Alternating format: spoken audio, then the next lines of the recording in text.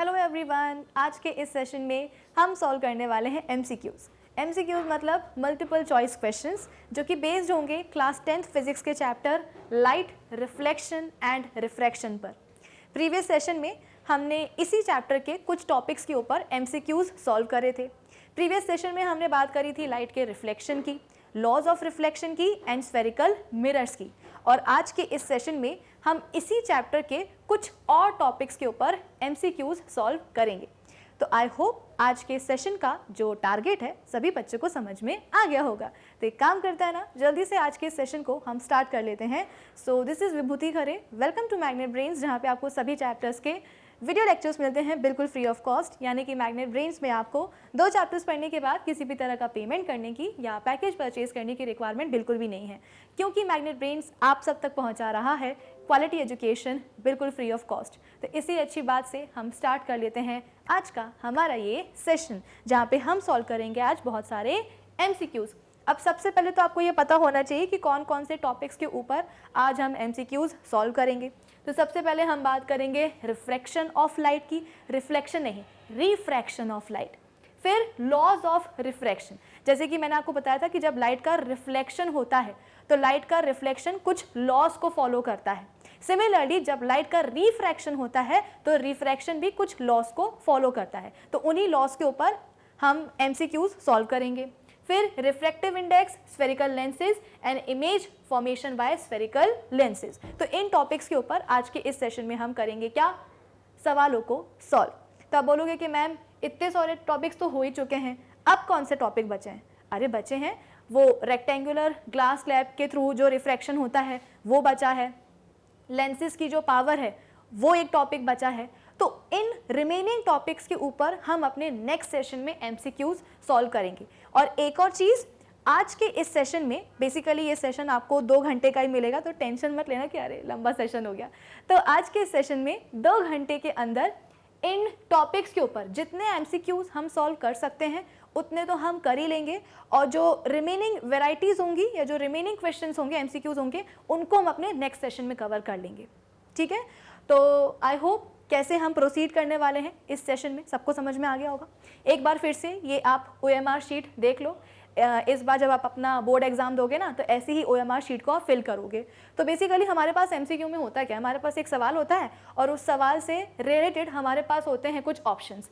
3 भी हो सकते हैं, 4 भी हो सकते हैं, 5 भी हो सकते हैं ना। तो नंबर ऑफ ऑप्शंस के ऊपर मत जाना, आपको तो बस क्या करना है, जितने भी ऑप्शंस आपको दिए जा रहे हैं उनमें से आपको एक ऐसा ऑप्शन चूज करना है जो कि आपके सवाल का क्या हो, एक सही जवाब हो। तो सपोज आपको ऐसा लग रहा है कि आपके पास जो सवाल नंबर 1 आया है उसका जो सही जवाब है वो कहाँ दिया गया है, ऑप्शन ई में दिया गया है। तो आप क्या करोगे, ऑप्शन ई के नीचे जो बबल होगा उसको जाकर के आप फिल कर दोगे। ठीक है, और ये जो फिलिंग है ना इसको आप हमेशा प्रॉपरली करोगे। मतलब ऐसा नहीं कि आपने बोला कि भाई हमारे पास जो हमें ऑप्शन को फिल करना है उसको हमने कैसा किया, कुछ इस तरीके से एक बीच में जाकर के हमने पॉइंट बना दिया या डॉट बना दिया और हमने बोला कि देखो हमारा बबल क्या हो गया है, फिल हो गया है। ऐसा नहीं होता है, पूरे सर्कल को आपको क्या करना है, कवर करना है। अब कवरेज देते देते ये मत कर देना कि आपका जो कलर है वो दूसरे वाले बबल में भी चला जाए, ऐसा नहीं है। जो आपको लग रहा है ऑप्शन कि आपका ये जो ऑप्शन है यही आपके सवाल का सही जवाब है, तो उस ऑप्शन का जो रिस्पेक्टिव बबल होगा, सर्कल होगा, उसी को जाकर के फिल करोगे, कंप्लीटली फिल करोगे, कलर बाहर नहीं निकालोगे। ठीक है, पहले भी समझाया था, अभी भी फिर से समझा दिया। क्यों? क्योंकि इसमें गड़बड़ी होती है, बच्चे गड़बड़ी करते हैं। ठीक है, तो ध्यान रखना इन सभी बातों को। तो चलो आज का सेशन हम अब प्रॉपरली स्टार्ट कर लेते हैं हमारे फर्स्ट क्वेश्चन के साथ। फर्स्ट एमसीक्यू क्या है, the bending of light when it enters obliquely from one medium to another is. अब हुआ क्या, देखो प्रीवियस सेशन में मैंने आपको लाइट के रिफ्लेक्शन के बारे में समझाया था। कैसे समझाया था, एक एग्जांपल से समझाया था। मैंने आपको बोला था कि आपके पास एक बॉल है और उस बॉल को आप क्या कर रहे हो, दीवार में जाकर के मार रहे हो, हिट कर रहे हो, स्ट्राइक कर रहे हो। तो वो बॉल क्या करेगी, जाएगी दीवार को जाकर के, जो वॉल है उसको जाकर के हिट करेगी और उससे टकराने के बाद वापस आ जाएगी, है ना। सिमिलरली हमारे पास क्या है, एक स्मूथ पॉलिश्ड सरफेस है। हमारे पास एक स्मूथ पॉलिश्ड सरफेस है और उसका नाम क्या है, सपोज हमारे पास एक मिरर ही है। क्या है, हमारे पास एक मिरर है। अब हम क्या करेंगे, इस स्मूथ पॉलिश्ड सरफेस या मिरर के ऊपर हम एक रे को क्या कराएंगे, गिराएंगे। एक रे को, लाइट रे को हम क्या कर रहे हैं, स्मूथ पॉलिश्ड सरफेस या मिरर के ऊपर इंसिडेंट करा रहे हैं, यानी कि स्ट्राइक करा रहे हैं। तो ये जो रे होगी ना, ये हमारा कहना मानेगी। कैसे कहना मानेगी? तो हमने इस रे को बोला है कि सुनो, तुम जा तो रही हो मिरर से टकराने के लिए, लेकिन टकराने के बाद वापस आना है। वापस कहाँ आना है भाई? आपने इसको कौन से मीडियम से फेंका है इस रे को? सपोज आपने इसको फेंका है एयर के मीडियम में। एयर क्या है? एक मीडियम ही तो है। तो एयर से आपने क्या किया है? इस इंसिडेंट रे को फेंका है और बोल के आपने भेजा है कि अगर आप जा रहे हो तो शॉक से जाओ, मिरर से टकराओ, लेकिन टकराने के बाद वापस आना है। वापस कहाँ आना है? सेम मीडियम में आना है। वापस कहाँ आना है? सेम मीडियम में आना है। तो जैसे बॉल जाकर के दीवार से टकरा करके वापस आती है, सिमिलरली क्या हो रहा है यहाँ पे? लाइट रे एक स्मूथ पॉलिश्ड सरफेस से जाकर के टकराएगी और टकराने के बाद वापस आ रही है, सेम मीडियम में आ रही है। और ये जो बाउंसिंग बैक है ना लाइट की, this bouncing back of light is known as what? Light का रिफ्लेक्शन। इसी को हमने बोला था क्या? लाइट का रिफ्लेक्शन। याद आया? लेकिन अब जो है ना समस्या थोड़ी बढ़ गई है। बढ़ इसलिए गई है क्योंकि अब जो है ना लाइट हमारी बागी हो गई है। हमने उसको बोला था कि देखो वापस आ जाना, लेकिन अब लाइट की रे ने बोला है कि ना, मैं वापस नहीं आने वाली, अब मैं आपकी बात नहीं सुनूंगी, मुझे जहां जाना होगा मैं वहां जाऊंगी। इस बात की गारंटी मैं आपको नहीं दे सकती हूं कि जिस मीडियम से आप मुझे भेज रहे हो उस मीडियम में मैं वापस आ जाऊं। तो इसको हम कैसे समझें? तो सपोज हमारे पास अब क्या है? दो अलग अलग मीडियम है। पहले तो हमारे पास एक ही मीडियम था एयर, अब हमारे पास दो अलग अलग मीडियम है। और हमेशा ध्यान रखना, अगर एक मीडियम है तो उसको हम मीडियम बोलेंगे, और अगर दो मीडियम है तो उसको हम बोलेंगे मीडिया। प्लूरल क्या होता है? मीडिया। सुना होगा ना आपने, social media, Telegram, WhatsApp, Instagram, Facebook, ये सब क्या है? बहुत सारे हमारे पास सोशल मीडियम है। तो इनको हम क्या कहते हैं? सोशल मीडिया कहते हैं। मीडियम्स कुछ नहीं होता है, ठीक है? तो हमारे पास दो मीडियम है, एयर है और ग्लास है, और इन दोनों ही मीडियम को सेपरेट करने वाली, इन दोनों ही मीडियम को सेपरेट करने वाली यहाँ पे आपको दिखाई दे रही होगी क्या? एक सरफेस। यहाँ पे आपको एक सरफेस दिखाई दे रहा होगा, है ना? देखो यहाँ पे बाउंड्री भी लिखा है। तो बेसिकली ये सरफेस कर क्या रहा है? ये दोनों ही मीडिया को आपस में सेपरेट कर रहा है। अब हुआ क्या? हुआ ये कि हमारे पास एक इंसिडेंट रे थी और इस इंसिडेंट रे को जो है हमने एयर वाले मीडियम से फेंका, और फेंका तो ये रे कहाँ गई? ये रे हम बोलते हैं कि सरफेस से जाकर के टकराई। तो हमने तो रे को बोला था कि तुम जा तो रही हो, चलो ठीक है टकरा जाओ सरफेस के साथ, लेकिन टकराने के बाद वापस आ जाना। लेकिन इस बार इंसिडेंट रे ने बोला कि नो, मैं तो नहीं आने वाली, जहां मेरा मन होगा मैं वहां जाऊंगी। तो इंसिडेंट रे एयर मीडियम से आई, सरफेस से टकराई, और सरफेस से टकराने के बाद हुआ क्या? ये तो दूसरे मीडियम में ही घुस गई, यानी कि देखो ये तो ग्लास में एंटर कर चुकी है। यहां पे हम बोलते हैं कि अब रे का, इंसिडेंट रे का जो मीडियम है ना वो चेंज हो चुका है। वो आई थी एयर वाले मीडियम से और पहुंच गई क्या? ग्लास वाले मीडियम में, यानी कि यहाँ पे मीडियम क्या हो गया? चेंज हो गया। चलो ठीक है, मान लिया हमने कि लाइट ने हमारी बात नहीं मानी, इंसिडेंट रे ने हमारी बात नहीं मानी, चली गई वो दूसरे मीडियम में, जाने दो, क्या फर्क पड़ता है? यहाँ पे अब एक और समस्या ये आ गई। हमें फर्क इसलिए पड़ रहा है क्योंकि एक समस्या आई है। समस्या ये आई है कि हमारी जो इंसिडेंट रे है ना वो गई तो गई दूसरे मीडियम में, लेकिन अपना रास्ता चेंज कर लिया उसने दूसरे मीडियम में जाने पर। देखो ये जो इंसिडेंट रे थी ये कुछ ऐसे आ रही थी ना एयर से, सरफेस से टकराने के बाद इसको ग्लास वाले मीडियम में कुछ इस तरीके से ट्रैवल करना चाहिए था। इंसिडेंट रे ऐसे आ रही थी, नॉर्मल के साथ एक एंगल बना करके आ रही थी, है ना, जिसको हम एंगल ऑफ इंसिडेंस कहते हैं। तो हमारी इंसिडेंट रे आ रही थी, जिस पॉइंट पर आकर के इसने सरफेस को स्ट्राइक किया उसको हम बोलते हैं पॉइंट ऑफ इंसिडेंस, और इसी पॉइंट ऑफ इंसिडेंस के ऊपर हमने क्या करा है? एक नॉर्मल बना दिया है। तो हमको ये पता चला कि इंसिडेंट रे ने नॉर्मल के साथ कोई एंगल बनाया है, ठीक है। फिर इसके बाद में दूसरे मीडियम के अंदर सरफेस से टकराई ये रे, और टकराने के बाद हम बोलते हैं कि दूसरे मीडियम में आ गई, ग्लास के अंदर आ गई। तो ग्लास के अंदर इसको अपने पाथ को सेम रखना चाहिए था ना, कुछ इस तरीके से ट्रैवल करना चाहिए था। लेकिन यहाँ पे तो हम कुछ और ही देख रहे हैं। क्या देख रहे हैं? कि हमारी जो रे है ना इसने अपना पाथ चेंज कर दिया, इसने अपना पाथ हम बोलते हैं कि चेंज कर दिया। ये बेंड हो गई, अपने पाथ से डेविएट हो गई। लाइट के पाथ में डेविएशन हमें देखने को मिल रहा है। तो यही लाइट की बेंडिंग या लाइट का डेविएशन, जब लाइट एक मीडियम से दूसरे मीडियम में जाती है, इसी बेंडिंग और डेविएशन को तो हम कहते हैं क्या? लाइट का रिफ्रैक्शन। तो समस्या ये नहीं थी कि हमारी जो लाइट है ना वो दूसरे मीडियम में जा रही थी, एक को छोड़ करके दूसरे मीडियम में जा रही थी। समस्या ये थी कि दूसरे मीडियम में जाने के बाद क्या हुआ कि ये अपने पाथ से डेविएट हो गई। इसको जाना यहाँ चाहिए था लेकिन ये यहाँ जाने लगी, नॉर्मल के पास आ गई, तो इसे हम क्या कहते हैं, लाइट का रिफ्रैक्शन कहते हैं। और ये जो बेसिकली लाइट सरफेस से टकराने के बाद दूसरे मीडियम में एंटर कर रही है, इसको हम कहते हैं क्या, लाइट का रिफ्रैक्शन। तो ये वाली जो रे होगी ना, इसको आप क्या बोलोगे, रिफ्रैक्टेड रे। जैसे कि लाइट स्मूथ पॉलिश्ड सरफेस से टकराने के बाद जब वापस आती है, रिफ्लेक्शन हो जाता है, तो उसको आप वापस आने वाली जो रे है उसको आप रिफ्लेक्टेड रे बोलते हो ना। वैसे ही इस वाली रे को जो कि दूसरे मीडियम में आ चुकी है और आने के बाद अपना रास्ता चेंज कर चुकी है, अपने पास से डेविएट हो चुकी है, बेंड हो चुकी है, ऐसी रे को आप क्या बोलोगे, रिफ्रैक्टेड रे बोलोगे। क्यों? क्योंकि जो बेंडिंग हो रही है ना लाइट की, ये मतलब क्या है कि रिफ्रैक्शन हुआ है, तो रिफ्रैक्शन हो चुका है, इसलिए जो रे होगी इसको आप क्या बोलोगे, रिफ्रैक्टेड रे बोलोगे।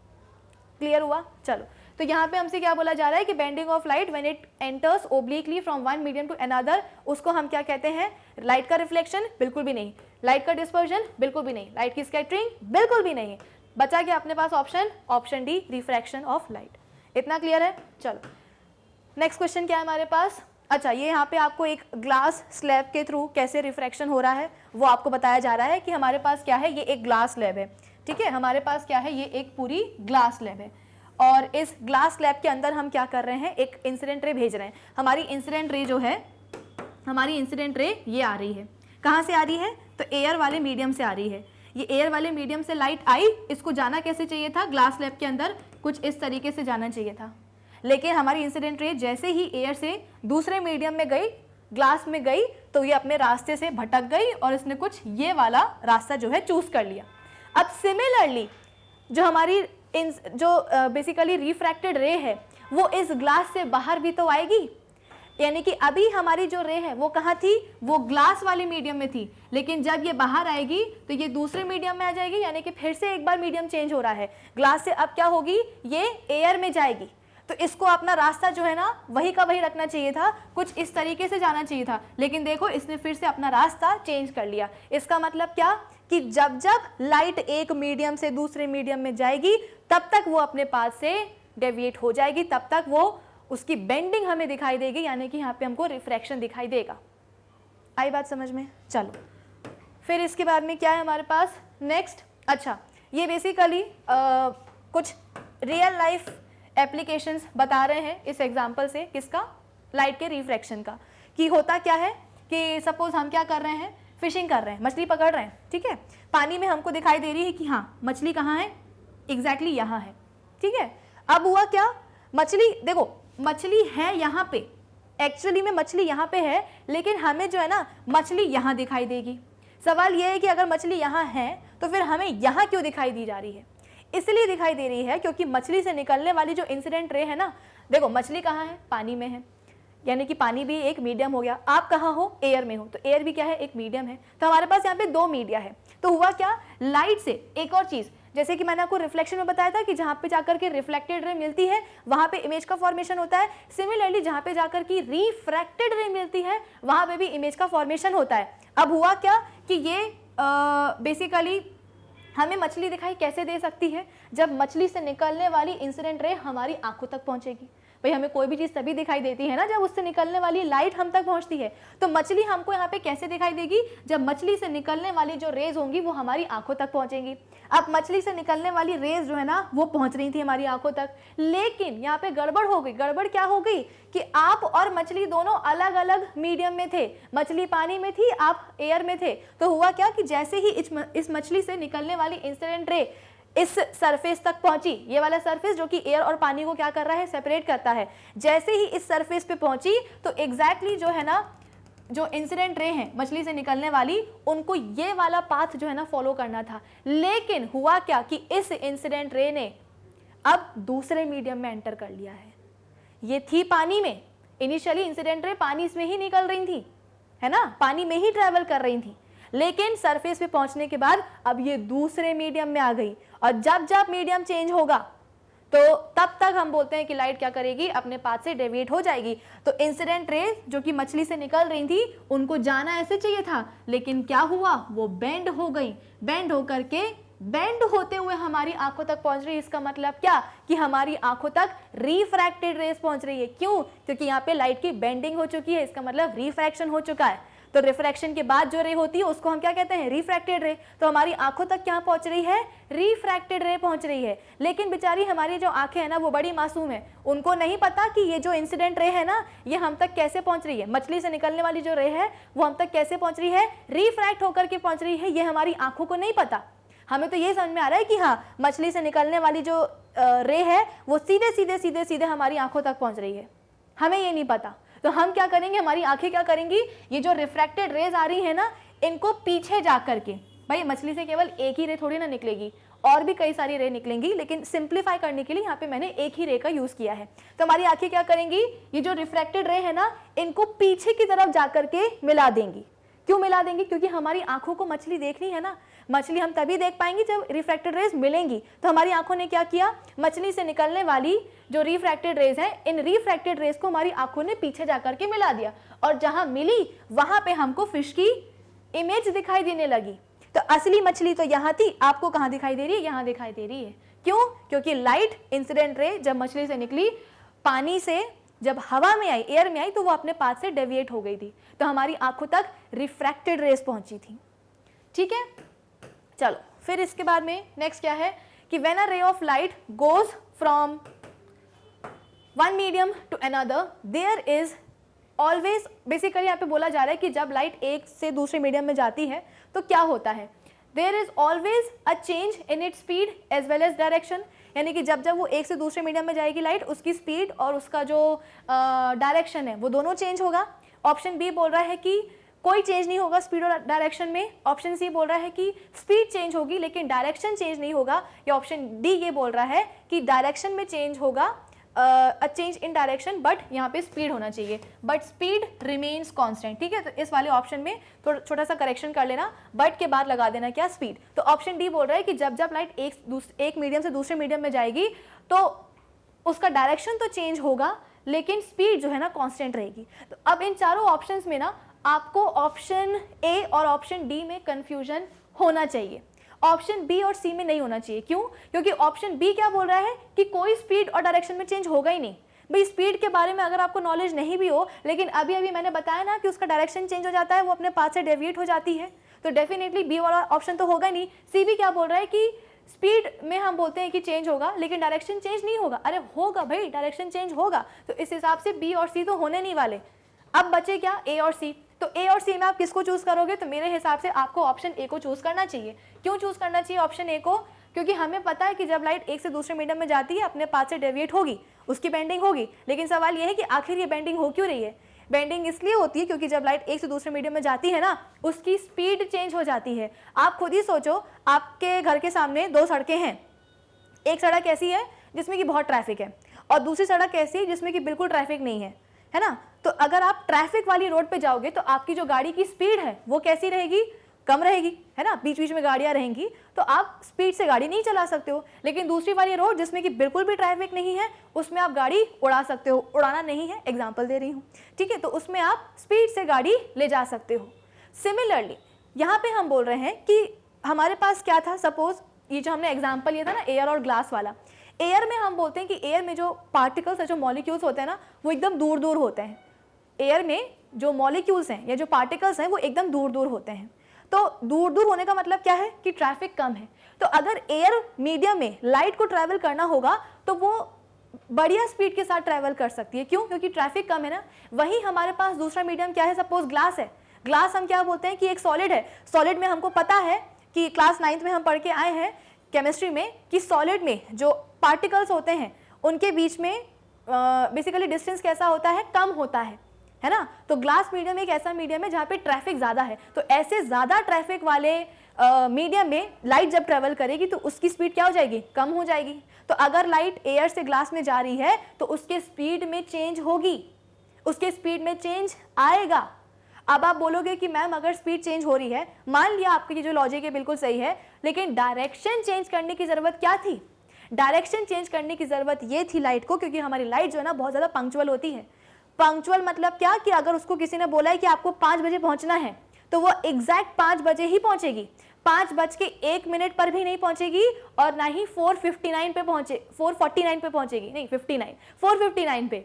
5 बजे बुलाया है तो 5 बजे, ना 1 मिनट ज़्यादा ना 1 मिनट कम, ना 1 सेकेंड ज़्यादा ना 1 सेकेंड कम, ठीक है। तो इतनी ज़्यादा पंक्चुअल है। तो हुआ क्या, इसको मैं अगर समझाऊं कि सपोज हमारे पास क्या है, ये ग्लास है, ठीक है, हमारे पास ये ग्लास है और ये क्या है, हमारे पास एयर मीडियम है। अब हुआ क्या कि हमारी इंसिडेंट रे आ रही थी, आने तो इंसिडेंट रे को, क्या दिक्कत है, इसमें हमने क्या करा, नॉर्मल बना दिया। हमारी इंसिडेंट रे को जाना ऐसे था, लेकिन हुआ क्या, ये नॉर्मल की तरफ बेंड हो गई। नॉर्मल की तरफ बेंड क्यों हुई है, क्योंकि हमारी जो लाइट है ना, जो रे है, वो एक रेयरर से डेंसर मीडियम में आ रही है। रेयरर मीडियम मतलब क्या, कि जिसमें ट्रैफिक कम हो। डेंसर मीडियम मतलब क्या, जिसमें ट्रैफिक ज़्यादा हो। तो हमारी रे जो है ना, वो एक रेयरर से डेंसर मीडियम में आ रही है। डेंसर मीडियम में आने से क्या होगा, ट्रैफिक वाले रीजन में आने से क्या होगा, उसकी स्पीड कम हो जाएगी। तो अब लाइट परेशान की, ओ नो, मैं तो पंक्चुअल हूँ, मुझे तो टाइम पे पहुंचना है और यहाँ तो मेरी स्पीड कम हो रही है। अगर मेरी स्पीड कम हो गई तो फिर मैं लेट हो जाऊंगी।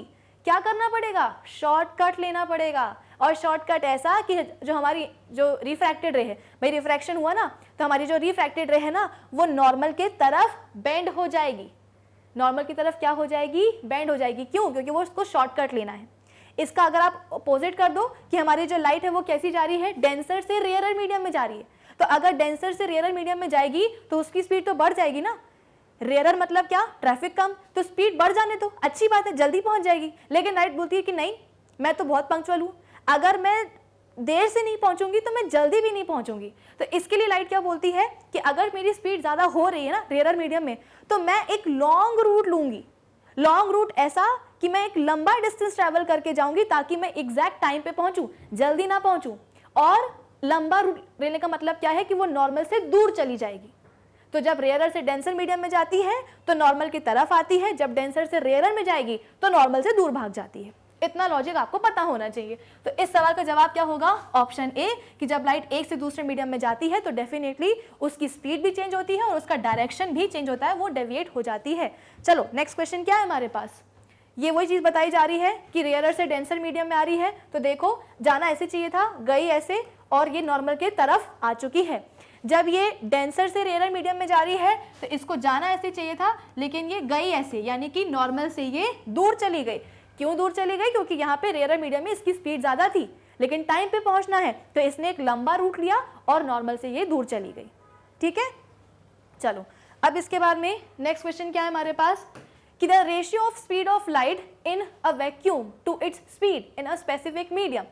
तो इसको हम क्या बोलते हैं, option A magnification produce by lens, option B magnification produce by mirror, option C refractive index of that medium, या ऑप्शन डी कान से, कुछ कह नहीं सकते। तो बेसिकली मैंने आपको बताया था कि जैसे कि मैंने आपको बोला कि लाइट की जो स्पीड होती है, अगर हम बेसिकली हर एक मीडियम में आप बोल सकते हो कि लाइट की जो स्पीड है वो चेंज हो जाती है ना, डिपेंड करता है कि कौन से मीडियम में ट्रैफिक कितना है, कि कौन सा मीडियम कितना ज़्यादा डेंस है उस पर। अगर मैं बोलूँ कि लाइट की स्पीड मैक्सिमम कहाँ हो सकती है, तो आपको बोलना पड़ेगा कि मैम वैक्यूम में हो सकती है। क्यों हो सकती है वैक्यूम में, क्योंकि वैक्यूम में तो कुछ है ही नहीं ना, पार्टिकल्स है ही नहीं, एकदम खाली सड़क है, जीरो ट्रैफिक। तो इस जीरो ट्रैफिक में जो लाइट है वो तो अपनी मैक्सिमम स्पीड के साथ ट्रैवल करेगी ना। तो ऐसे बेसिकली आप बोल सकते हो कि लाइट की जो मैक्सिमम स्पीड है वो कितनी होती है, 3 × 10⁸ मीटर पर सेकेंड, और इस वैल्यू को आपको हमेशा के लिए याद रखना है। लाइट की मैक्सिमम स्पीड कहाँ होती है, वैक्यूम में होती है, कितनी होती है, 3 × 10⁸ मीटर पर सेकेंड। और ऐसा बोला जाता है कि लाइट की जो स्पीड है इन एयर वो भी इसी के बराबर होती है, थोड़ी सी कम होती है ना। एयर में हम बोलते हैं कि थोड़े से बहुत पार्टिकल्स आ जाते हैं, इसलिए लाइट की स्पीड थोड़ी सी कम हो जाती है, इससे थोड़ी कम होती है, एकदम मार्जिनल डिफरेंस होता है। इसीलिए हम ये बोल देते हैं कि एयर हो चाहे वैक्यूम हो, लाइट की स्पीड उन दोनों में मैक्सिमम होगी, कितनी होगी, दिस मच होगी।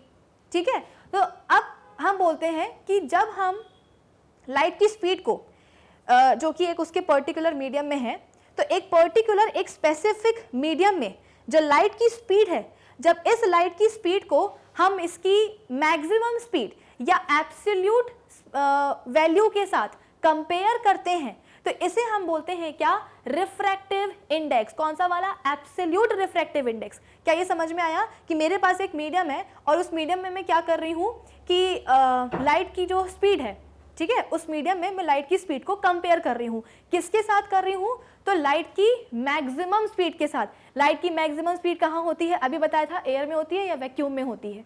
तो लाइट की मैक्सिमम स्पीड को हम क्या कहते हैं? एब्सोल्यूट वैल्यू कहते हैं। ठीक है, तो यहाँ पे हम क्या कर रहे हैं कि एक पर्टिकुलर मीडियम में जो लाइट की स्पीड है उसको हम कंपेयर कर रहे हैं किसके साथ? लाइट की स्पीड इन एयर या लाइट की स्पीड की एब्सोल्यूट वैल्यू के साथ। तो इस कंपैरिजन को, इस रेशियो को हम क्या बोलते हैं? रिफ्रैक्टिव इंडेक्स कहते हैं उस पर्टिकुलर मीडियम का। सपोज हमारे पास क्या है? एक मीडियम है ग्लास। क्या है हमारे पास? एक मीडियम है ग्लास। ठीक है, अब हमें पता करना है कि इस बेसिकली इस ग्लास का रिफ्रैक्टिव इंडेक्स कितना है। तो ग्लास का रिफ्रैक्टिव इंडेक्स मतलब कि क्या? सबसे पहले न्यूमरेटर में हम लेंगे क्या? सी का मतलब क्या होता है? लाइट की स्पीड इन एयर या वैक्यूम, जो कि कितनी होती है? बता दिया है मैंने, 3 × 10⁸ मीटर पर सेकेंड। ठीक है, 3 × 10⁸ मीटर पर सेकेंड होती है लाइट की स्पीड इन वैक्यूम या एयर। डिवाइड कर देंगे हम इसको किसके साथ? लाइट की स्पीड इन ग्लास। ग्लास लिया ना मैंने मीडियम, तो मेरे पास दो मीडियम है, एक एयर और एक ग्लास। मैं क्या कर रही हूँ? ग्लास की जो लाइट की जो स्पीड है इन ग्लास, उसको मैं कंपेयर कर रही हूँ लाइट की स्पीड इन एयर या वैक्यूम। तो न्यूमरेटर में मैंने किसको लिखा है? लाइट की speed in air divided by light की स्पीड इन ग्लास। तो ये क्या हो जाएगा? Refractive index of glass. क्या हो जाएगा ये? इसको हम बोलेंगे refractive index of glass. To be more specific, इसको हम कहते हैं एब्सोल्यूट रिफ्रैक्टिव इंडेक्स। क्यों? क्योंकि यहाँ पे हम लाइट की स्पीड जो कि एक पर्टिकुलर मीडियम में है उसको हम कंपेयर कर रहे हैं लाइट की स्पीड की एक एब्सोल्यूट वैल्यू के साथ। एब्सोल्यूट वैल्यू का मतलब क्या होता है? मैक्सिमम वैल्यू, जो कि कितनी होती है? इतनी होती है। तो इसको आप रिफ्रैक्टिव इंडेक्स बोल सकते हो या एब्सोल्यूट रिफ्रैक्टिव इंडेक्स भी बोल सकते हो। तो इस सवाल का सही जवाब क्या होगा? Option C. इतना क्लियर है? चलो फिर इसके बाद में नेक्स्ट क्या है? Find out the refractive index of the medium such that the speed of the light in the medium is 2 × 10⁻, ये पावर में कर लेना है ना, ये सुपरस्क्रिप्ट में आएगा। तो आपको क्या करना है? एक रिफ्रैक्टिव इंडेक्स निकालना है एक मीडियम का, और बोला जा रहा है कि उस मीडियम में लाइट की जो स्पीड है वो कितनी है? 2 × 10⁸ मीटर पर सेकेंड है। कैसे निकालोगे? तो अभी मैंने आपको फॉर्मूला बताया था ना, रिफ्रैक्टिव इंडेक्स किसी भी मीडियम का, हमारे पास सपोज m नाम का एक मीडियम है, तो refractive index of that medium किसके बराबर हो जाएगा? सबसे पहले तो न्यूमरेटर में आप क्या लिखोगे? लाइट की speed in air divided by light की speed in that particular medium. तो यहाँ पे हम बोलते हैं कि लाइट की स्पीड कितनी है, ये वैल्यू आपको याद रखनी होगी। इसलिए मैंने बोला था कि आपको वैल्यू याद रखनी, क्योंकि सवाल में हम बोलते हैं कि कई बार ये वाली वैल्यू नहीं दी रहती है। बच्चों से उम्मीद की जाती है कि बच्चों को ये वैल्यू याद होगी। तो लाइट की speed in air divided by light की speed in that particular medium में कितनी है?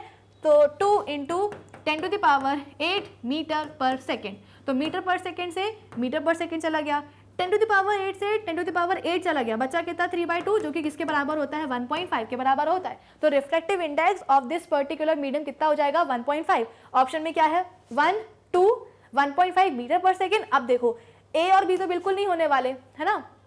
सी और डी में आपको कंफ्यूजन हो सकती है। कैसे कंफ्यूजन हो सकती है?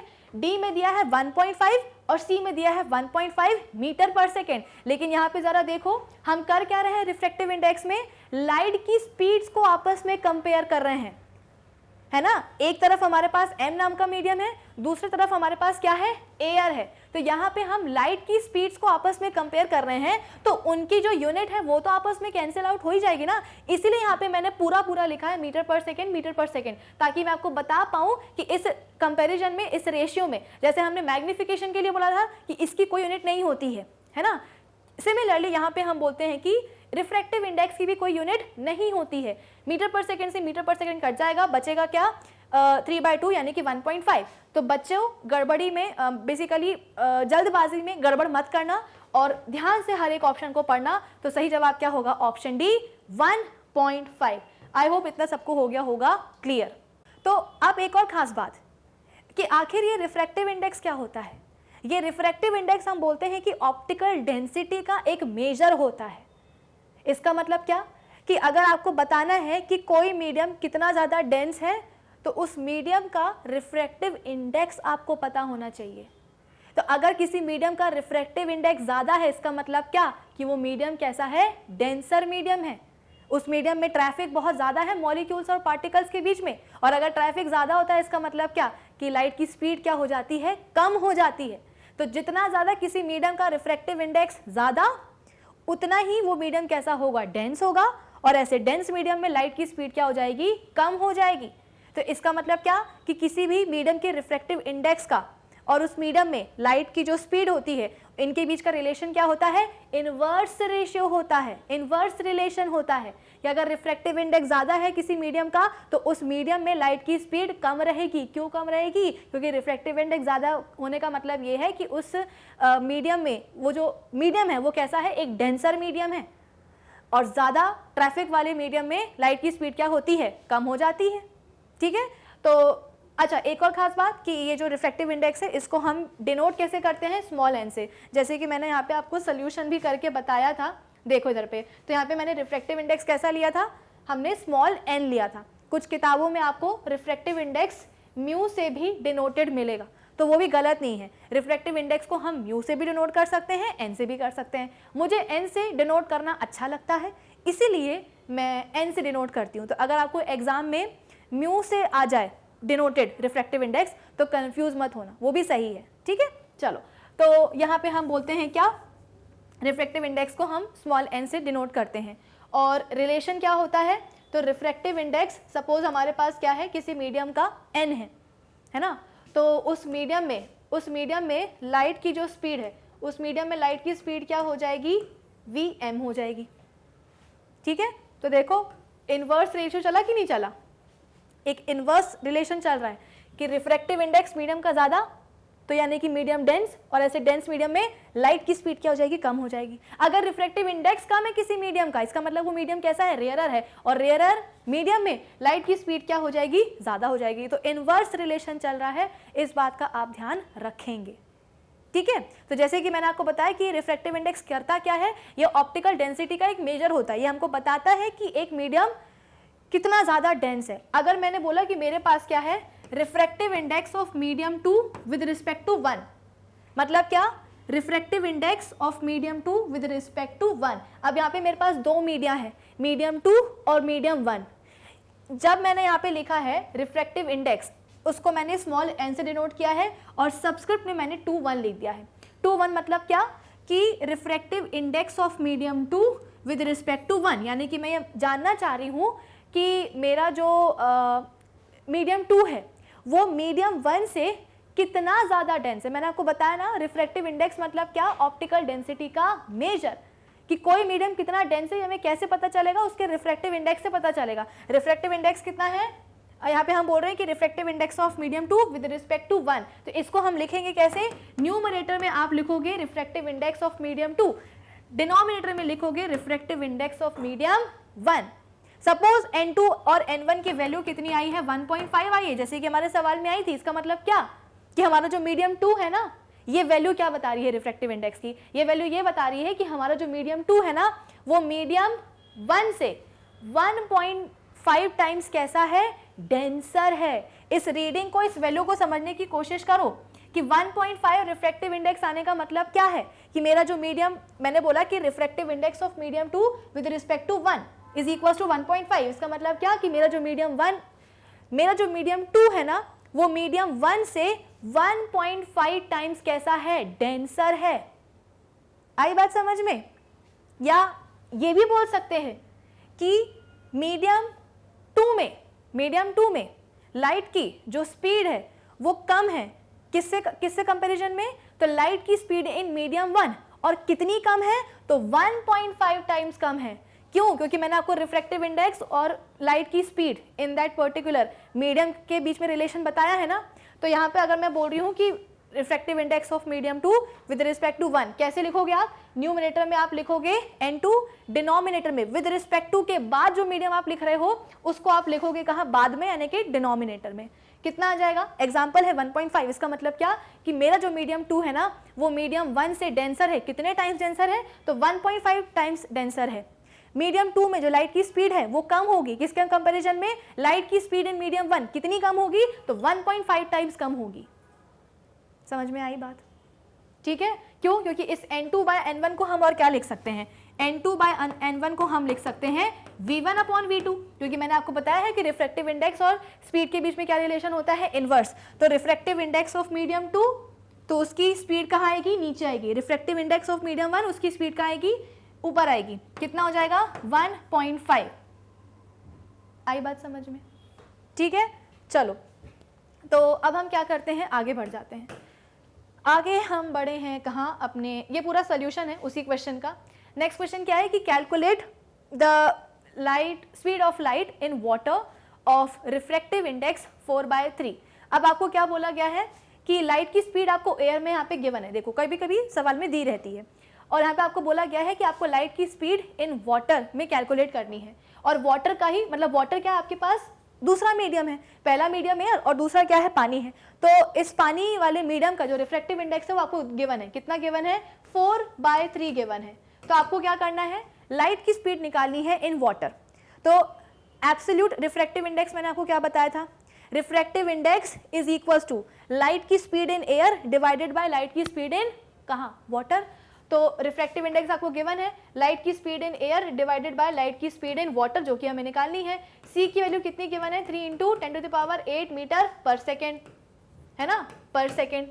तो हम क्या करेंगे, VW को यहाँ ले आएंगे, लाइट की स्पीड इन वाटर को हम यहाँ ले आएंगे 3 × 10⁸ मीटर पर सेकेंड के साथ। 3 यहाँ आ जाएगा, ये कितना हो जाएगा, × 3 डिवाइडेड बाय 4 हम बोलते हैं कि नीचे आ जाएगा, ये हो जाएगा 4। तो कितना हो जाएगा, 3 3 का कितना होता है, 9 होता है। तो 9 × 10⁸ मीटर पर सेकेंड डिवाइडेड बाय कितना कर दोगे, 4 कर दोगे, ठीक है। तो यहाँ पे इसको पूरा सॉल्व करो भाई, 4 9, तो 4 2 कितना होता है, 8 होता है, ठीक है। फिर इसके बाद में 4 2 कितना होता है, 8 होता है। फिर यहाँ पे आप 0 लगा दो, 4 5 कितना होता है, 20 होता है। तो आपका आंसर कितना आया, इसको सॉल्व करके 2.25 × 10⁸ मीटर पर सेकेंड। ध्यान से पढ़ लो, लाइट की स्पीड निकालनी है, तो स्पीड की तो यूनिट लगेगी ना मीटर पर सेकेंड। तो आपके पास क्या आ गई है, VW कितनी, 2.25 × 10⁸ मीटर पर सेकेंड। तो कौन से वाले ऑप्शन को चूज करोगे, मेरे हिसाब से ऑप्शन बी को, है ना, 2.25 × 10⁸ मीटर पर सेकेंड। आई होप आपको रिफ्लेक्टिव इंडेक्स का जो कंसेप्ट है वो समझ में आ रहा होगा। चलो अब इसके यहाँ पे क्या दिया गया है, the greater the value of refractive index of medium the bending of light will be.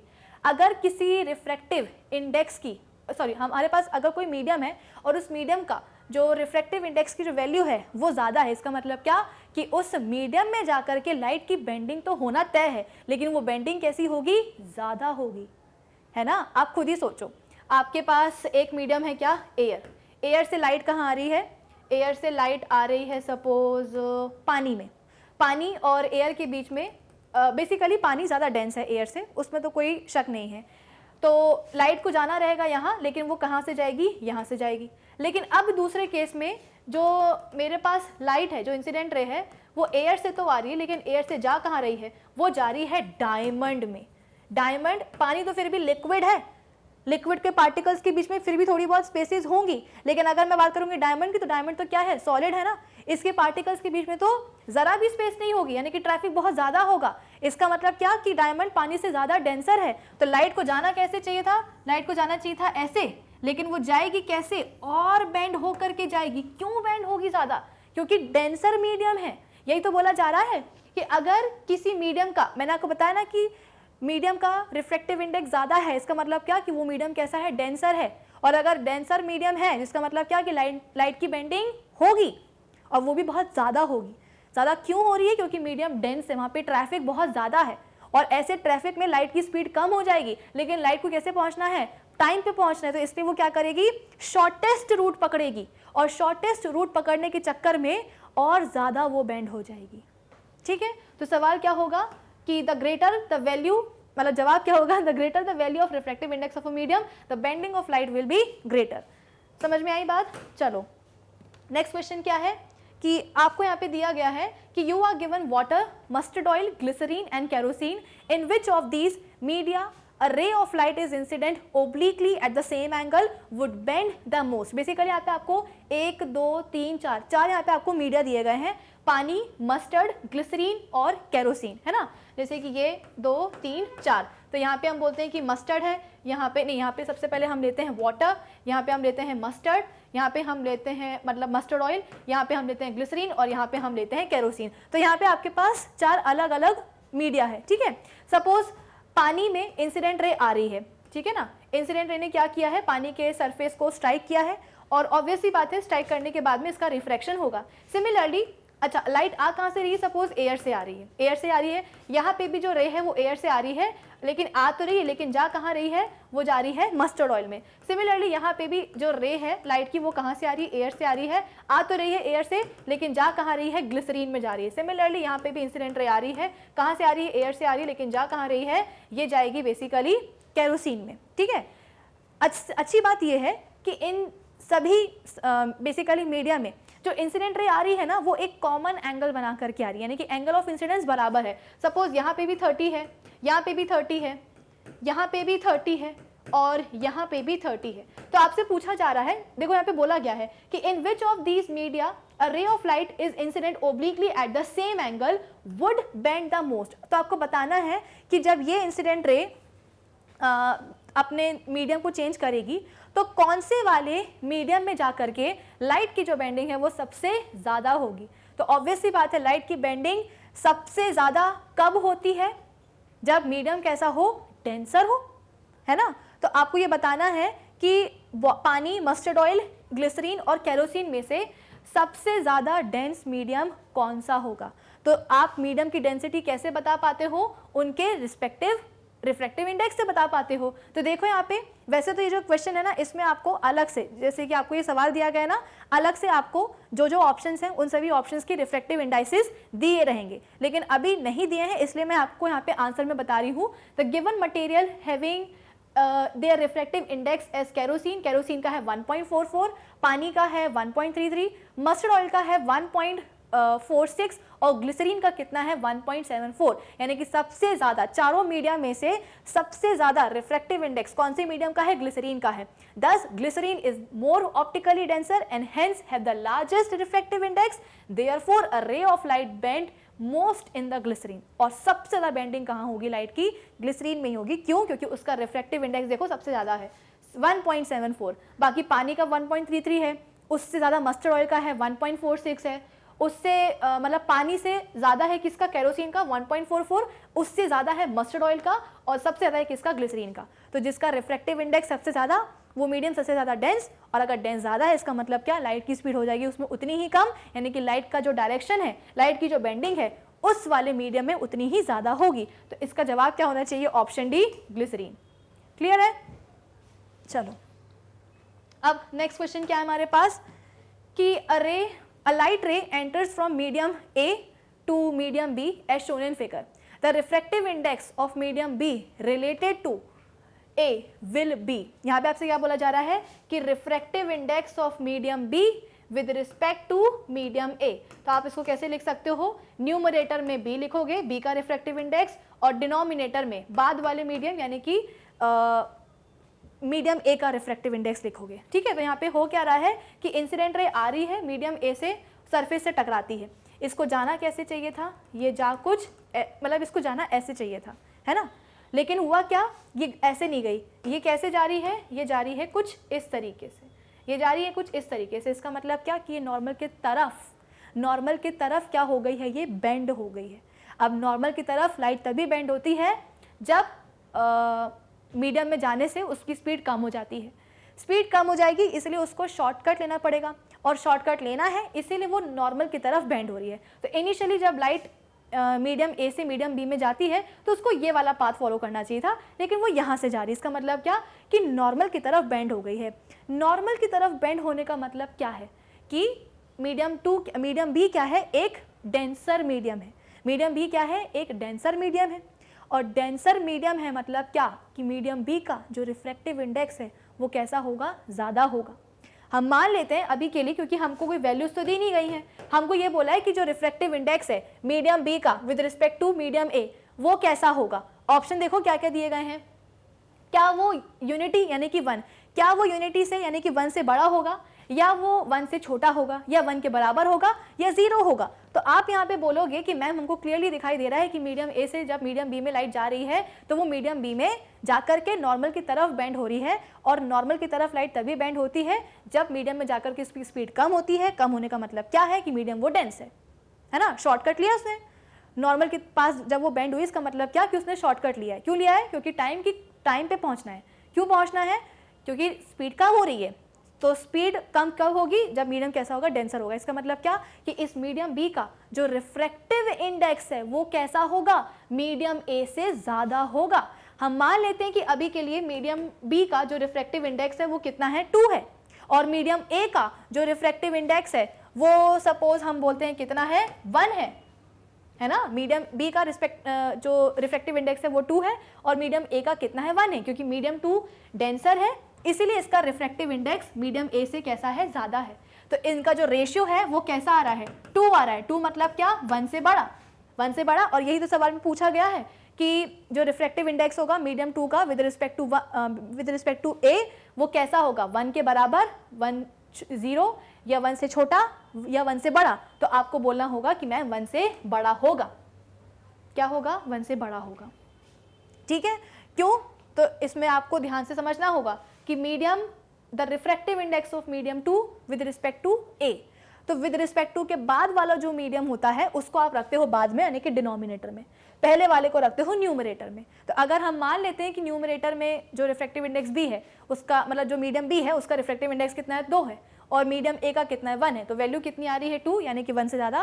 तो इस सवाल का सही जवाब क्या होगा? ऑप्शन ए, कि since light ray in medium B goes towards normal, so it has greater refractive index and lesser velocity of light with respect to medium A, so refractive index of medium B with respect to medium A is greater than unity. Clear है? चलो next क्या है हमारे पास कि calculate the ratio of sine of incident angle to the sine of refracted angle where the refractive indices of medium 1 and 2 are given as 2.33 and 1.66 respectively। तो basically यहाँ पे जो है ना अब स्नेल्स लॉ लगेगा। स्नेल्स लॉ मतलब क्या? हम आ गए हैं अपने लॉ ऑफ रिफ्रैक्शन की तरफ। तो जैसे कि मैंने आपको बताया था कि जब लाइट का रिफ्लेक्शन होता है तो भी कुछ लॉज को फॉलो करके होता है, सिमिलरली जब लाइट का रिफ्रैक्शन होता है तो भी कुछ लॉज को फॉलो किया जाता है। 2 ही लॉज हैं, जल्दी से हम पढ़ लेते हैं उनको। पहला लॉ ये बोलता है कि इंसिडेंट रे, नॉर्मल और रिफ्रैक्टेड रे तीनों की तीनों सेम प्लेन पे लाई करती हैं। जैसे कि हमने लॉज ऑफ रिफ्लेक्शन में पढ़ा था कि इंसिडेंट रे, नॉर्मल और रिफ्लेक्टेड रे तीनों की तीनों सेम प्लेन पे लाई करती हैं। सिमिलरली यहाँ पे देखो आपके पास यहाँ पे 2 प्लेन हैं, एक ब्लैक कलर का प्लेन आपको दिखाई दे रहा होगा हॉरिजॉन्टल प्लेन, और दूसरा आपको दिखाई दे रहा होगा ग्रीन कलर का वर्टिकल प्लेन। अब हो क्या रहा है? इस वर्टिकल प्लेन के ऊपर इंसिडेंट रे आ रही है, ये आ गई क्या? हमारी इंसिडेंट रे, और इधर पे स्ट्राइक किया है। इस पॉइंट ऑफ इंसिडेंस में हमने क्या करा है? नॉर्मल ड्रॉ कर दिया है। तो जरा यहाँ पे देखो कि इस वर्टिकल प्लेन के ऊपर ही हमारी इंसिडेंट रे आई थी, और नॉर्मल भी हमने क्या करा है? इसी वर्टिकल प्लेन के ऊपर ड्रॉ किया है। फिर इसके बाद में रिफ्रैक्शन होगा, तो रिफ्रैक्शन होने के बाद जो रिफ्रैक्टेड रे निकलेगी वो भी कैसे निकलेगी? सेम प्लेन पे निकलेगी। ऐसा नहीं है कि आपके पास जैसे किताब है ये एक बेसिकली प्लेन है, ये आपके पास दूसरा प्लेन है, तो इस प्लेन पे इंसिडेंट रे आ रही है और नॉर्मल बन रही है, लेकिन जो रिफ्रैक्टेड रे है वो इस प्लेन पे आ जाए या इस प्लेन के बाहर निकल जाए या आपकी तरफ आ जाए, ऐसा नहीं होगा। जिस प्लेन पे इंसिडेंट रे बनी है उसी प्लेन पे पॉइंट ऑफ इंसिडेंस पे नॉर्मल बनेगी और रिफ्रैक्टेड रे भी बनेगी। ठीक है, पहला लॉ ये हो गया। फिर इसके बाद में दूसरा लॉ क्या बोलता है? Snell's law. उसमें क्या हमने बोला कि जैसे कि हमने बोला कि हमारे पास क्या है? एक मीडियम है, ये हो गया एक मीडियम एयर, और दूसरा हो गया हमारे पास पानी। अब हुआ क्या? इंसिडेंट रे आई और इस पॉइंट पे आकर के टकराई, और टकराने के बाद ऑब्वियस सी बात है क्या होगा? रिफ्रैक्शन होगा। तो ये बन गया क्या? Angle of incidence. अब जो रिफ्रैक्टेड रे नॉर्मल के साथ एंगल बना रही है वो क्या होगा? Angle of refraction. तो ये बन गया क्या? Angle of refraction. ठीक है, अब हमने क्या किया? मीडियम हमने दोनों सेम रखे हैं, गिवन पेयर ऑफ मीडिया क्या है? हमारा सेम है। अब हम क्या कर रहे हैं कि इस बार जो हम अपनी इंसिडेंट रे को लेकर के आ रहे हैं ना, वो एक अलग एंगल पे लेकर के आ रहे हैं। सपोज पहले एंगल कितना था? एंगल ऑफ इंसिडेंस 30 डिग्री का था, और मान लेते हैं कि एंगल ऑफ रिफ्रैक्शन कितना बना? एंगल ऑफ रिफ्रैक्शन बन गया सपोज 45 डिग्री का, नहीं 45 डिग्री नहीं 20 डिग्री। ठीक है ना, रेयरर से डेंसर मीडियम में जा रही है। इसका मतलब क्या कि जो रिफ्रैक्टेड रे है वो नॉर्मल की तरफ बेंड होगी, यानी कि angle of refraction angle of incidence से छोटा ही बनेगा। तो हमारी जो इंसिडेंट रे थी उसने बनाया एंगल 30 डिग्री का एंगल ऑफ इंसिडेंस, और एंगल ऑफ रिफ्रैक्शन कितना बन गया? 20 डिग्री का। अब हम क्या कर रहे हैं? दोनों मीडियम को सेम रखकर अब हम जो इंसिडेंट लेकर के आएंगे वो एक दूसरे एंगल पर लेकर के आ रहे हैं। दूसरा एंगल कौन सा वाला? सपोज हमने एंगल लिया है यहाँ पे 60 डिग्री का। इस बार इंसिडेंट रे ने कितना एंगल ऑफ इंसिडेंस बनाया है? 60 डिग्री का बनाया है। ठीक है, तो हमारी जो रिफ्रैक्टेड रे होगी वो कितना एंगल बनाएगी? सपोज 45 डिग्री का बनाएगी। अगर एंगल ऑफ इंसिडेंस चेंज हो रहा है तो एंगल ऑफ रिफ्रैक्शन भी चेंज होगा। तो स्नेल्स ने ये चीज़ ऑब्जर्व करी कि अगर आप given pair of media same रखते हो, जितने बार आप एंगल ऑफ इंसिडेंस चेंज करोगे उतने बार जो एंगल ऑफ रिफ्रैक्शन है वो चेंज होगा। 30 डिग्री रखा था तो ये कितना हो गया 20 डिग्री, 60 डिग्री रखा तो ये कितना हो गया 45 डिग्री हो गया। और इसी तरीके से आप और एंगल ऑफ इंसिडेंस चेंज करते जाओगे तो एंगल ऑफ रिफ्रैक्शन भी चेंज होता जाएगा। लेकिन सर स्नेल ने बोला कि एक चीज़ है जो कि होगी कॉमन। कॉमन क्या होगी? तो एक रेशियो कॉमन होगा। रेशियो किसका होगा? तो sine of angle of incidence to the sine of angle of refraction, sine of angle of incidence to the sine of angle of refraction, ये जो रेशियो होगा वो कांस्टेंट होगा। अगर आपने given pair of media change नहीं करे हैं तो, यानी कि सपोज यहाँ पे हम बोल रहे हैं कि अपना जो पहला वाला रिफ्रैक्शन हुआ है, जब साइन एंगल ऑफ इंसिडेंस कितना है 30 है और एंगल ऑफ रिफ्रैक्शन कितना है 20 है, तो यहाँ पे हम लिख देंगे क्या कि साइन ऑफ एंगल ऑफ मतलब sine 30 divided by sine 20। Suppose ये कितना आया है, अभी के लिए हम मान लेते हैं कि 2 आया है, मैं यहाँ पे सिर्फ एग्जांपल दे रही हूँ, ठीक है। तो साइन 30 बाय साइन 20 का रेशो कितना आया है? 2 आया है। अब यहाँ पे हम क्या करेंगे, साइन 60 डिवाइडेड बाय साइन 45 कर देंगे, तो ये रेशियो भी कितना आएगा? 2 के बराबर ही आएगा। इसीलिए मैंने बोला कि जितने बार आप एंगल ऑफ इंसिडेंस चेंज करोगे एंगल ऑफ रिफ्रैक्शन तो चेंज होगा, लेकिन अगर आपने given pair of media same रखे हैं तो जो रेशियो होगा sine of angle of incidence का to the sine of angle of refraction वो कैसा होगा? कांस्टेंट होगा। आप इसके आगे एयर और वाटर मीडियम को ही रख करके कुछ और एंगल ऑफ इंसिडेंस भी बना सकते हो, उन कुछ और एंगल ऑफ इंसिडेंस से कुछ और एंगल ऑफ रिफ्रैक्शन बनेंगे, लेकिन उनका जो रेशियो होगा sine of angle of incidence to the sine of angle of refraction वो कैसा जाएगा? कांस्टेंट ही जाएगा, 2 2 2 2 2 2 ही रहेगा। ठीक है, ये है क्या स्नेल्स लॉ, इतना ही है।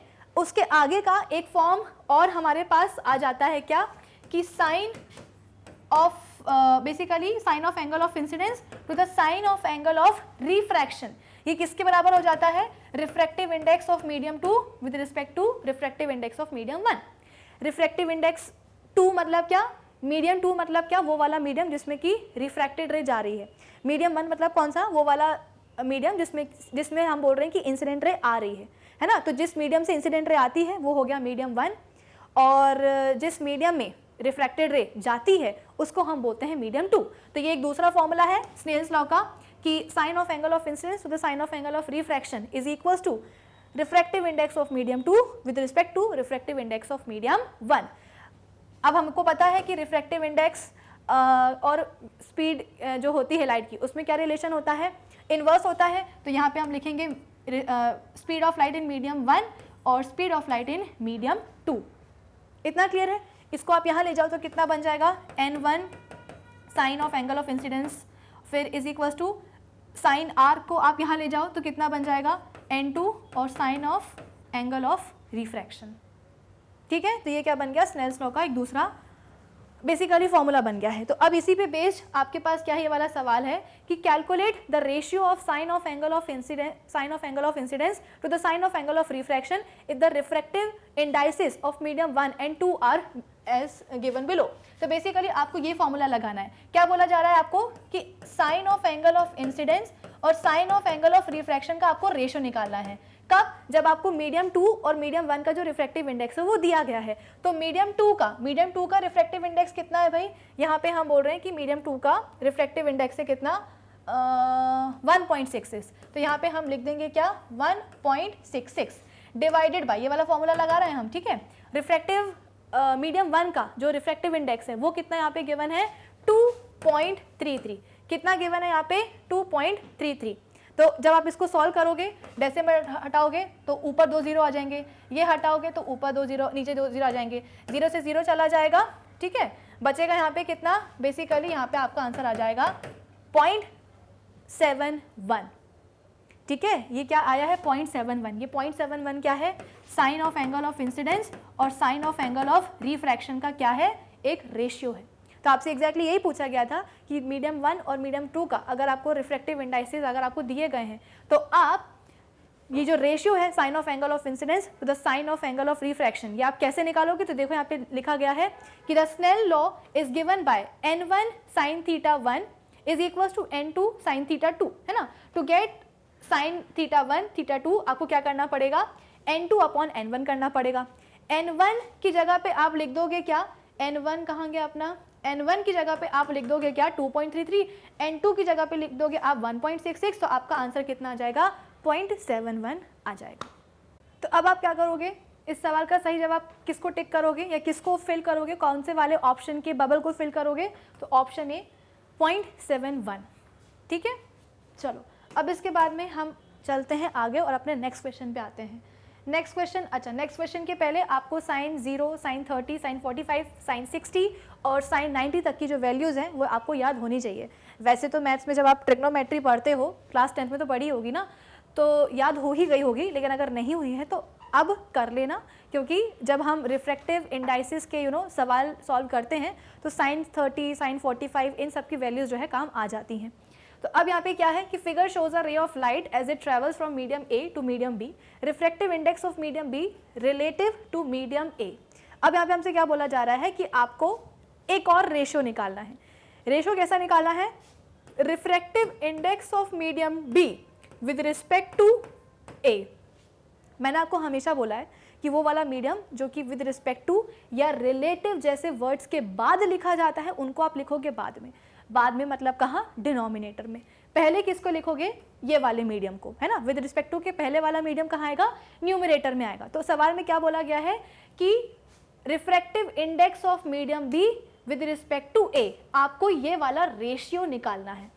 अब ये सवाल बड़ा आसान हो जाता अगर हमें refractive index of medium B और refractive index of medium A दिया रहता, है ना, अलग अलग मीडियम की जैसे रिफ्रैक्टिव इंडेक्स होते हैं ना, तो वैसे ही अगर हमको मीडियम बी और मीडियम ए का रिफ्रैक्टिव इंडेक्स दिया रहता, एन ए और एन बी की वैल्यू दी गई रहती, तो हम क्या करते, रेशियो बनाते, वैल्यूज़ को रखते, जो कैंसिल हो सकता उसको कैंसिल कर देते और आपके पास क्या जाता, इस रेशियो का जवाब आ जाता। लेकिन अब ये सवाल इतना सीधा नहीं है, डिफ़िकल्ट नहीं है लेकिन सीधा भी नहीं है। क्यों, क्योंकि यहाँ पे आपको रिफ्रैक्टिव इंडाइसेस नहीं दिए गए हैं मीडियम ए और बी के। आपको यहाँ पे क्या दिया गया है, यहाँ पे आपको एंगल ऑफ इंसिडेंस और एंगल ऑफ रिफ्रैक्शन दिया है। देखो यहाँ पे सबसे पहले तो मीडियम ए से इंसिडेंट रे आ रही है, तो जैसे कि मैंने आपको बताया था कि जिस मीडियम में इंसिडेंट रे रहती है या जिस मीडियम से इंसिडेंट रे आती है उस मीडियम को आप कौन सा मीडियम मान लेते हो, मीडियम 1।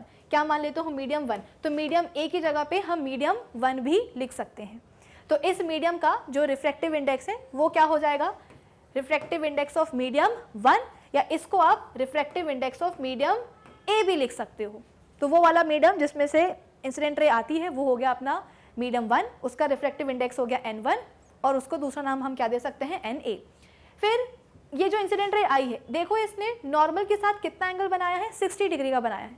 अब यहाँ पे आपको घुमाने के लिए चारों एंगल्स दिए गए हैं, मतलब कि एक एंगल तो वो जो कि इंसिडेंट रे बना रही है नॉर्मल के साथ, और दूसरा एंगल वो जो कि इंसिडेंट रे बना रही है सरफेस के साथ। तो हमें सरफेस वाले से क्या मतलब है, हमें तो एंगल ऑफ इंसिडेंस से मतलब है। तो एंगल ऑफ इंसिडेंस कितना है भाई, एंगल ऑफ इंसिडेंस है अपना, एंगल ऑफ इंसिडेंस है 60 डिग्री का, ठीक है।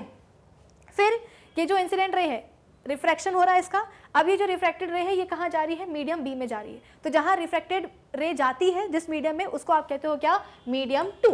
तो इस मीडियम 2 का रिफ्रैक्टिव इंडेक्स क्या हो जाएगा, n2, या आप इसको nb भी लिख सकते हो। अब यहाँ पे भी घुमाने के लिए आपको दो एंगल्स दिए गए हैं, लेकिन आपको किससे मतलब है, एंगल ऑफ रिफ्रैक्शन से, यानी कि वो वाला एंगल जो कि रिफ्रैक्टेड रे बना रही है नॉर्मल के साथ। कितना बना रही है, ये वाला एंगल 45। तो एंगल ऑफ रिफ्रैक्शन कितना है, एंगल ऑफ रिफ्रैक्शन हम बोलते हैं कि है कितने का, 45 डिग्री का। तो आपके पास एंगल ऑफ इंसिडेंस है, एंगल ऑफ रिफ्रैक्शन है, आपको क्या करना है, ये वाला रेशियो निकालना है। कैसे निकालोगे, स्नेल्स लॉ पढ़ाया ना अभी, उसी का जो सेकंड फॉर्म है उसका आप यूज करोगे। क्या है उसका second form, n1 sine of angle of incidence is equals to n2 sine of angle of refraction.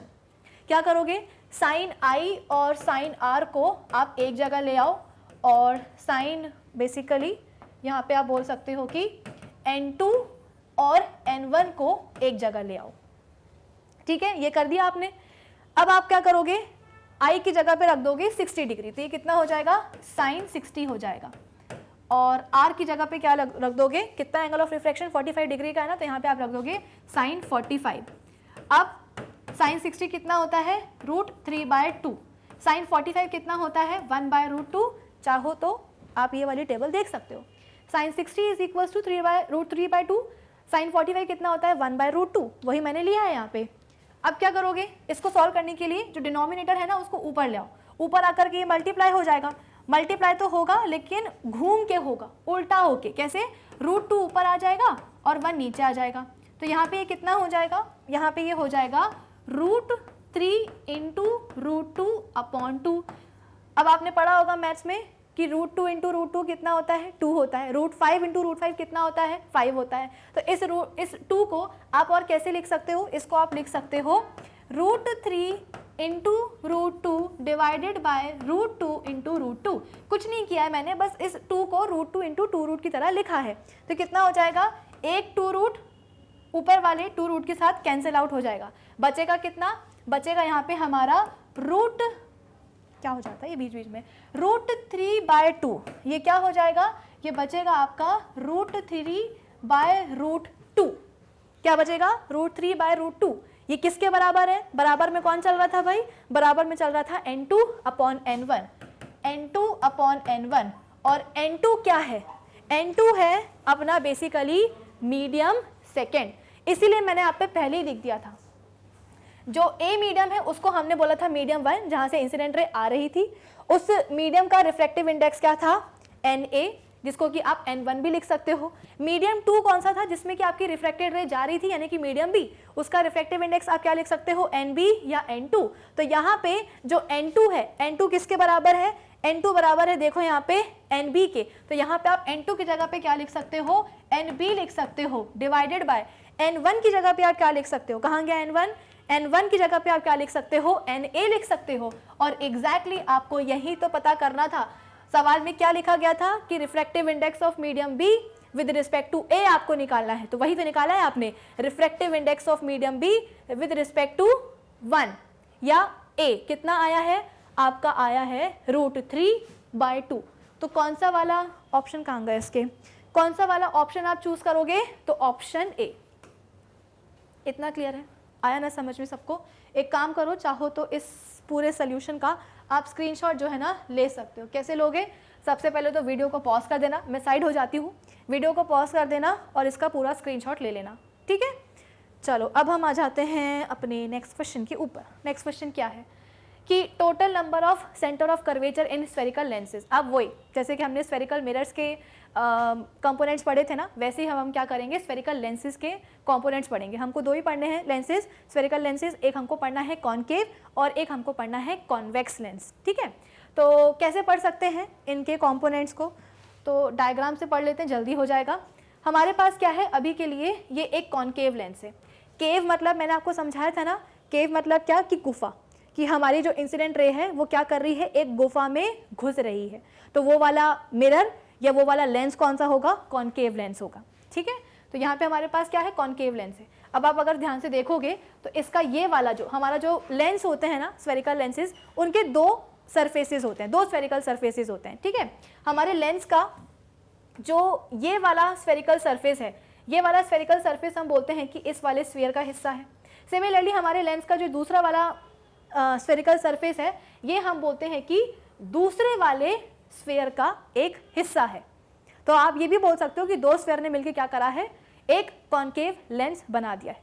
तो स्फेरिकल लेंसेज के 2 सरफेसेस होते हैं, एक सरफेस से एक सरफेस बेसिकली एक स्फीयर का हिस्सा होता है और दूसरा स्फेरिकल सरफेस दूसरे स्फीयर का हिस्सा हो जाता है। तो सेंटर ऑफ कर्वेचर की डेफिनेशन हमने पहले क्या सीखी थी कि क्या है सेंटर ऑफ कर्वेचर, तो it is the centre of the sphere, जिसका कि हमारा मिरर क्या है, एक हिस्सा है। जब हम बात करते हैं किसकी, हमारे लेंसेज की, तो सेंटर ऑफ कर्वेचर क्या होगा, it is the centre of the sphere, जिसका कि हमारा लेंस क्या है, एक हिस्सा है। अब हमारा ये जो लेंस है इसका एक सरफेस बन रहा है एक स्फीयर से, तो इस स्फीयर का क्या होगा, एक सेंटर ऑफ कर्वेचर होगा। सिमिलरली हमारे स्फेरिकल लेंस का दूसरा भी तो सरफेस है, ये दूसरा सरफेस कैसे बना है, दूसरे स्फीयर से बना है। तो इस दूसरे स्फीयर का दूसरा सेंटर ऑफ कर्वेचर भी तो, मतलब इसका भी तो अपना एक सेंटर ऑफ कर्वेचर होगा। तो कुल मिलाकर के हमारे स्फेरिकल लेंस के पास हम बोलते हैं कि कितने सेंटर ऑफ कर्वेचर्स आ जाते हैं, 2 आ जाते हैं, एक इस ये वाला और एक ये वाला, ठीक है। इसको हम कैसे डिनोट कर सकते हैं, देखो हम सबको पता है कि फोकस जो है ना ऑब्टेन किया जाता है। अभी के लिए हम मान लेते हैं कि ये क्या है, फोकस अपना F1 है और ये क्या है, अपना फोकस F2 है। ये क्या है अपना फोकस F1 F2, इसका सिमुलेशन मैं आपको भी दिखाती हूँ 2 मिनट से। अभी के लिए आप इसको यहाँ पे देखो, हमारे पास क्या है F1 है और F2 है, ठीक है। तो हम ये जो सेंटर ऑफ कर्वेचर है ना, कई बार किताबों में C1 C2 के नाम से दिया रहता है और कई बार इसको हम 2F1 या 2F2 भी बोलते हैं। क्यों? क्योंकि हमको पता है ना कि सेंटर ऑफ कर्वेचर और ये हमारा क्या है, लेंस है। तो लेंस में हम बोलते हैं कि इसका जो ज्योमेट्रिक सेंटर होता है उसको हम क्या कहते हैं, ऑप्टिकल सेंटर कहते हैं। मिरर का जो सेंटर होता है उसको हम कहते हैं क्या, पोल, और लेंस का जो ज्योमेट्रिकल सेंटर है उसको हम क्या कहते हैं, ऑप्टिकल सेंटर कहते हैं। तो हम सबको पता है कि ऑप्टिकल सेंटर से लेकर के बेसिकली जो हमारा सेंटर ऑफ कर्वेचर है उसके बीच में ही क्या आता है, फोकस आता है। तो फोकस को हमने, जैसे कि मैंने आपको बताया कि स्फेरिकल लेंसेज में सेंटर ऑफ कर्वेचर्स कितने हैं, 2 हैं, एक ये वाला एक ये वाला। क्यों? क्योंकि लेंस को बनाने के लिए 2 स्फीयर लगे हैं। लेंस में हम बोलते हैं कि उसके 2 स्फेरिकल सरफेसेस होते हैं और दोनों ही स्फेरिकल सरफेसेस अलग अलग स्फीयर को बिलोंग करते हैं। तो अलग अलग स्फीयर के अलग अलग सेंटर ऑफ कर्वेचर, इसीलिए हम बोलते हैं कि अलग अलग क्या हो जाएगा, सेंटर ऑफ कर्वेचर यहाँ पे आ जाएगा। तो इसको आप C1 C2 भी बोल सकते हो। कई बार किताबों में इसको 2F1 और 2F2 बोला जाता है। क्यों बोला जाता है? क्योंकि यहाँ पे देखो फोकस यहाँ पे आपको मिल रहे हैं कितने, 2 सेंटर ऑफ कर्वेचर मिल रहा है ना 2, वैसे ही फोकस भी हम बोलते हैं यहाँ पे हमको 2 मिलते हैं। F1 और F2 से इसको हम डिनोट करते हैं। लेकिन सेंटर ऑफ कर्वेचर को हमने क्यों 2F1 और 2F2 बोला? क्योंकि हमको पता है कि जो फोकस है ये कहाँ आता है, सेंटर ऑफ कर्वेचर और ऑप्टिकल सेंटर के बीच में आता है ना। तो बेसिकली फोकस से लेकर के ऑप्टिकल सेंटर तक का जो डिस्टेंस होता है उसको हम क्या कहते हैं, फोकल लेंथ कहते हैं। तो इस फोकल लेंथ को आप क्या कर दोगे, डबल कर दोगे, तो वो क्या आ जाएगा, वो बेसिकली रेडियस ऑफ कर्वेचर बन जाएगा। ये रिलेशन तो हमने पढ़ा है ना कि फोकल लेंथ किसके बराबर होती है, रेडियस ऑफ कर्वेचर का आधा। तो अगर आपने फोकल लेंथ को डबल कर दिया है तो वो क्या हो जाएगा, radius of curvature. Radius of curvature क्या होता है, सेंटर ऑफ कर्वेचर से ऑप्टिकल सेंटर का जो डिस्टेंस है वो होता है। तो इसलिए इसको हम 2F1 भी बोलते हैं और 2F2 भी बोलते हैं। ये वाले को 2F1 यानी कि इसका डबल और इसका डबल यानी कि 2F2, ये एक तरीका होता है। तो अगर किताब में या एग्जाम में आपको 2F1 2F2 आ जाए तो कंफ्यूज मत होना, यहाँ पे सेंटर ऑफ कर्वेचर C1 और C2 की यहाँ पे बात की जा रही है। तो हमारे पास जो सवाल था वो सवाल क्या था कि टोटल नंबर ऑफ फोकस कितने होते हैं स्फेरिकल लेंसेज में। Option A 2, option B 3, option C 4 या ऑप्शन डी आप बताओ। मैं क्यों बताऊँ, अभी तो बता दिया मैंने। तो आप इसका जवाब दोगे क्या कि ma'am option A is the correct option, कि जो हमारे स्फेरिकल लेंसेज हैं चाहे वो कॉनकेव हो चाहे वो कॉन्वेक्स हो, दो उसमें सेंटर ऑफ कर्वेचर हो सकते हैं। कॉन्वेक्स का भी यहाँ पे आप देख ही लो, है ना। कॉन्वेक्स में हम बोलते हैं कि इसका जो ये वाला सरफेस है ये इस स्फीयर का हिस्सा होता है, ये वाला जो सरफेस है ये हम बोलते हैं कि इस वाले स्फीयर का हिस्सा होता है। तो इस वाले स्फीयर का सेंटर ऑफ कर्वेचर ये, इस वाले स्फीयर का सेंटर ऑफ कर्वेचर 2, तो यहाँ पे हम बोलते हैं कि 2 सेंटर ऑफ कर्वेचर हो गए हैं हमारे पास। ठीक है, चलो फिर इसके बाद में क्या है। अच्छा, एक क्वेश्चन यहाँ पे और है कि सेंटर ऑफ कर्वेचर तो हमारे पास 2 होते ही हैं और यहाँ पे हम बोल रहे हैं कि टोटल नंबर ऑफ फोकस। अच्छा, हमने उस ये वाला क्वेश्चन सॉल्व कर लिया। नहीं, यहाँ पे आप क्या करोगे, total number of centre of curvature कितने होने चाहिए स्फेरिकल लेंसेज में, तो 2 होने चाहिए। देख लिया, अभी मैंने आपको बता दिया। फिर यहाँ पे बोलना चाह रहा है कि total number of focus in spherical lenses कैसे पता करेंगे। मैंने आपको पहले भी बताया है, इसके लिए हम एक अच्छा सा सिमुलेशन देख लेते हैं। पहले भी मैंने आपको बताया कि जो फोकस होता है ना उसको ऑब्टेन किया जाता है। कैसे ऑब्टेन किया जाता है, तो इसके लिए हम देखते हैं क्या, एक सिमुलेशन। अब सिमुलेशन को ध्यान से देखना। अब आपके सामने आ रहा है क्या, एक बेसिकली लेंस आ रहा है। ठीक है, आपके सामने क्या आ रहा है, एक लेंस आ रहा है। ये हमने बना दिया क्या, एक लेंस। और अब इस लेंस के सामने हम डालते हैं क्या, एक बीम। तो देखो यहाँ पे ये बेसिकली हमारे पास कौन सा वाला लेंस है भाई, ये हमारे पास एक कॉन्वेक्स लेंस। कौन सा लेंस है हमारा, कॉन्वेक्स लेंस होता है। देखो जैसे स्फेरिकल मिरर्स होते हैं ना, कॉनकेव और कॉन्वेक्स, वैसे ही लेंसेज में हमारे पास कॉनकेव लेंस होता है, कॉन्वेक्स लेंस होता है। तो ऐसा ध्यान रखना कि स्फेरिकल मिरर का जो कॉनकेव मिरर है वो किसके जैसा होता है, लेंस के कॉन्वेक्स लेंस जैसा होता है। और जो कॉन्वेक्स मिरर है वो किसके जैसा होता है, कॉनकेव लेंस के जैसे होता है। ठीक है, तो आपके सामने हमारे पास यहाँ पे क्या है, एक कॉन्वेक्स लेंस है। और कॉन्वेक्स लेंस कैसा होता है, ये होता है कन्वर्जिंग टाइप का लेंस। जैसे कॉनकेव मिरर होता है ना कन्वर्जिंग टाइप का, कि जो भी इंसिडेंट रेज आती है उनको आफ्टर रिफ्लेक्शन वो कन्वर्ज करवा देता है। और जहाँ कन्वर्ज कराता है उस पॉइंट को हम क्या कहते हैं, फोकस कहते हैं, जो कि प्रिंसिपल एक्सिस पे आता है। सिमिलरली हमारे पास जो कॉन्वेक्स लेंस है वो भी कैसा होता है, कन्वर्जिंग टाइप का लेंस होता है। अब ऑब्वियस ही बात है, लेंस है तो क्या होगा, रिफ्रैक्शन होगा। तो जो भी इंसिडेंट रेज आती हैं ये सभी की सभी इंसिडेंट रेज को क्या करता है, हमारा बेसिकली कॉन्वेक्स लेंस कन्वर्ज करवा देता है। लेंस है ना, तो ऐसा थोड़ी ना होगा कि लाइट रेज जो है ना वो रिफ्लेक्ट हो जाएंगी, रिफ्रैक्ट हो रही है, यानी कि लाइट रेज जो है वो लेंस के अंदर जाएंगी, ठीक है। तो लेंस क्या करता है हमारा कॉन्वेक्स वाला, कि जो भी इंसिडेंट रेज आ रही हैं, कौन सी वाली इंसिडेंट रेज, जो कि पैरेलल होती है प्रिंसिपल एक्सिस के, वो उन सभी की सभी इंसिडेंट रेज को क्या करा देगा, आफ्टर रिफ्रैक्शन एक पर्टिकुलर पॉइंट पे आकर के कन्वर्ज करा देगा, और इसी पॉइंट को हम क्या कहते हैं, फोकस कहते हैं। अब आप बोलोगे कि मैम ये जो आपका लेंस है इसके तो आपने दो सरफेसेस बताए हैं, एक लेफ्ट वाला मतलब एक ये वाला और एक ये वाला, तो क्या अगर हम यहाँ पे बीम को रखेंगे, रेस को रखेंगे, तो क्या तो भी यहाँ पे कुछ होगा, बिल्कुल होगा। अब हम क्या करते हैं, इसके दूसरे साइड पे बीम लेकर के आते हैं कुछ इस तरीके से। तो देखो यहाँ पे जब हम इधर से रे लेकर के आए हैं, इंसिडेंट रेस लेकर के आए हैं, तो हमारे लेंस ने क्या किया है, उनको रिफ्रैक्ट करा दिया है। आफ्टर रिफ्रैक्शन सभी की सभी रिफ्रैक्टेड रेस इस पर्टिकुलर पॉइंट पे आकर के कन्वर्ज हो रही हैं, तो इसको हम क्या बोलेंगे, दूसरा फोकस। इसीलिए सवाल क्या आया था कि हमारे स्फेरिकल लेंसेज के पास कितने फोकस होते हैं, तो दो फोकस होते हैं, जैसे कि मैंने आपको बताया था F1 और F2। क्लियर हो गया। सिमिलरली ऐसी कहानी किसकी होती है, ऐसी कहानी होती है हमारे कॉन्केव लेंस की भी, जो दोनों तरफ से अंदर घुसा हुआ रहता है ना, उसको हम बोलते हैं क्या, उसको हम बोलते हैं कॉन्केव लेंस, ठीक है ना। कॉन्केव लेंस और कॉन्वेक्स लेंस। कॉन्केव लेंस के लिए हम बोलते हैं कि ये बीच में से पतला होता है और साइड से बड़ा होता है, मतलब ब्रॉड होता है। और कॉन्वेक्स लेंस के लिए हम बोलते हैं कि बीच में से कैसा हुआ, ये मोटा रहेगा और एंड पर जाकर के पतला हो जाएगा, ठीक है। देखो यहाँ पे एंड में जाकर के पतला है, बीच में मोटा है। और कॉन्केव कैसा होता है, कॉन्केव हम बोलते हैं कि बीच में पतला होता है और साइड में जाकर के यहाँ एंड में मोटा हो जाता है। तो दो फोकस, दो centre of curvature. Principal axis आप सभी को पता है कि ऑप्टिकल सेंटर और सेंटर ऑफ कर्वेचर को ज्वाइन करने वाली जो एक्सिस होती है उसको हम कहते हैं प्रिंसिपल एक्सिस। समझ में आई बात। रेडियस ऑफ कर्वेचर भी आप सभी को पता है। तो इस वाले क्वेश्चन का जवाब भी क्या होगा, total number of focus in spherical lenses कितना हो जाएगा, 2 हो जाएगा। तो याद रखना हमारा जो कॉन्केव मिरर है वो किसके बराबर होता है, कॉन्वेक्स लेंस के बराबर, और जो कॉन्वेक्स मिरर है वो बराबर होता है कॉन्केव लेंस के। सिमिलर प्रॉपर्टीज ये दोनों शो करते हैं। जैसे हमारा कॉन्केव मिरर कैसा है, कन्वर्जिंग टाइप का मिरर है, वैसे ही कॉन्वेक्स लेंस कैसा होगा, कन्वर्जिंग टाइप का लेंस होगा। हमारा जो कॉन्वेक्स मिरर है वो कैसा है, डाइवर्जिंग टाइप का है, कि जो भी इंसिडेंट रेज आती हैं आफ्टर रिफ्लेक्शन वो उनको डाइवर्ज करा देता है। वैसे ही हमारा जो कॉन्केव लेंस होगा वो क्या करेगा, जो भी इंसिडेंट रेज उनके पास आ रही होगी उन सभी इंसिडेंट रेज को आफ्टर रिफ्लेक्शन क्या कराएगा, डाइवर्ज करा देगा, ठीक है। जैसे कि हमारे पास क्या है, एक कॉन्केव लेंस है, हमारे पास क्या है, ये कॉन्केव लेंस है, ठीक है। तो ये इसकी प्रिंसिपल एक्सिस है, तो जो भी इंसिडेंट रेज आ रही होंगी parallel to principal axis, after refraction ये क्या हो जाएंगी, डाइवर्ज हो जाएंगी, कुछ इस तरीके से, ठीक है। तो चलो आगे बढ़ जाते हैं हम।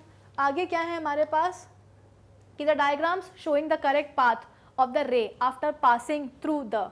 तो बेसिकली यहाँ पे आपको जैसे कि हमारे कॉन्केव मिरर्स कुछ जब उनसे हम इमेजेस फॉर्म करते हैं, स्फेरिकल मिरर से जब हम इमेजेस फॉर्म करते हैं तो कुछ रूल्स होता है ना, वैसे ही जब हम स्फेरिकल लेंसेज से कुछ इमेज का फॉर्मेशन करते हैं तो उसके कुछ रूल्स होते हैं। रूल्स क्या है, सिंपल है, वही वाले हैं कि अगर कोई इंसिडेंट रे आ रही है जो कि फोकस को क्रॉस करती हुई आ रही है तो आफ्टर रिफ्रैक्शन क्या होगा, प्रिंसिपल एक्सिस के पैरेलल हो जाएगी।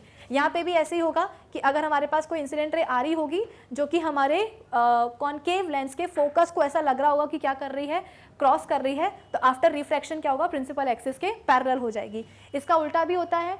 उल्टा क्या है हमारे पास कि वो वाली इंसिडेंट रे जो कि कैसी है, प्रिंसिपल एक्सिस के पैरेलल है, आफ्टर रिफ्रैक्शन फोकस को क्रॉस करती हुई जाएगी, और वो हमारी इंसिडेंट रे जो कि प्रिंसिपल एक्सिस के कैसे होगी, पैरेलल होगी, आफ्टर रिफ्रैक्शन क्या होगा, ऐसा लग रहा है कि वो फोकस को क्रॉस करते हुए जा रही है। जैसे हमने कॉन्केव मिरर में स्फेरिकल मिरर्स में पढ़ा था वैसे ही हम स्फेरिकल लेंसेज में भी पढ़ रहे हैं। और एक लास्ट केस क्या होता है, रूल क्या होता है कि जब बेसिकली कहाँ गया वो, कि जब हमारी इंसिडेंट रे ऑप्टिकल सेंटर को क्रॉस करती हुई जाती है तो सीधी की सीधी निकल जाती है, कोई डेविएशन नहीं होता है ना।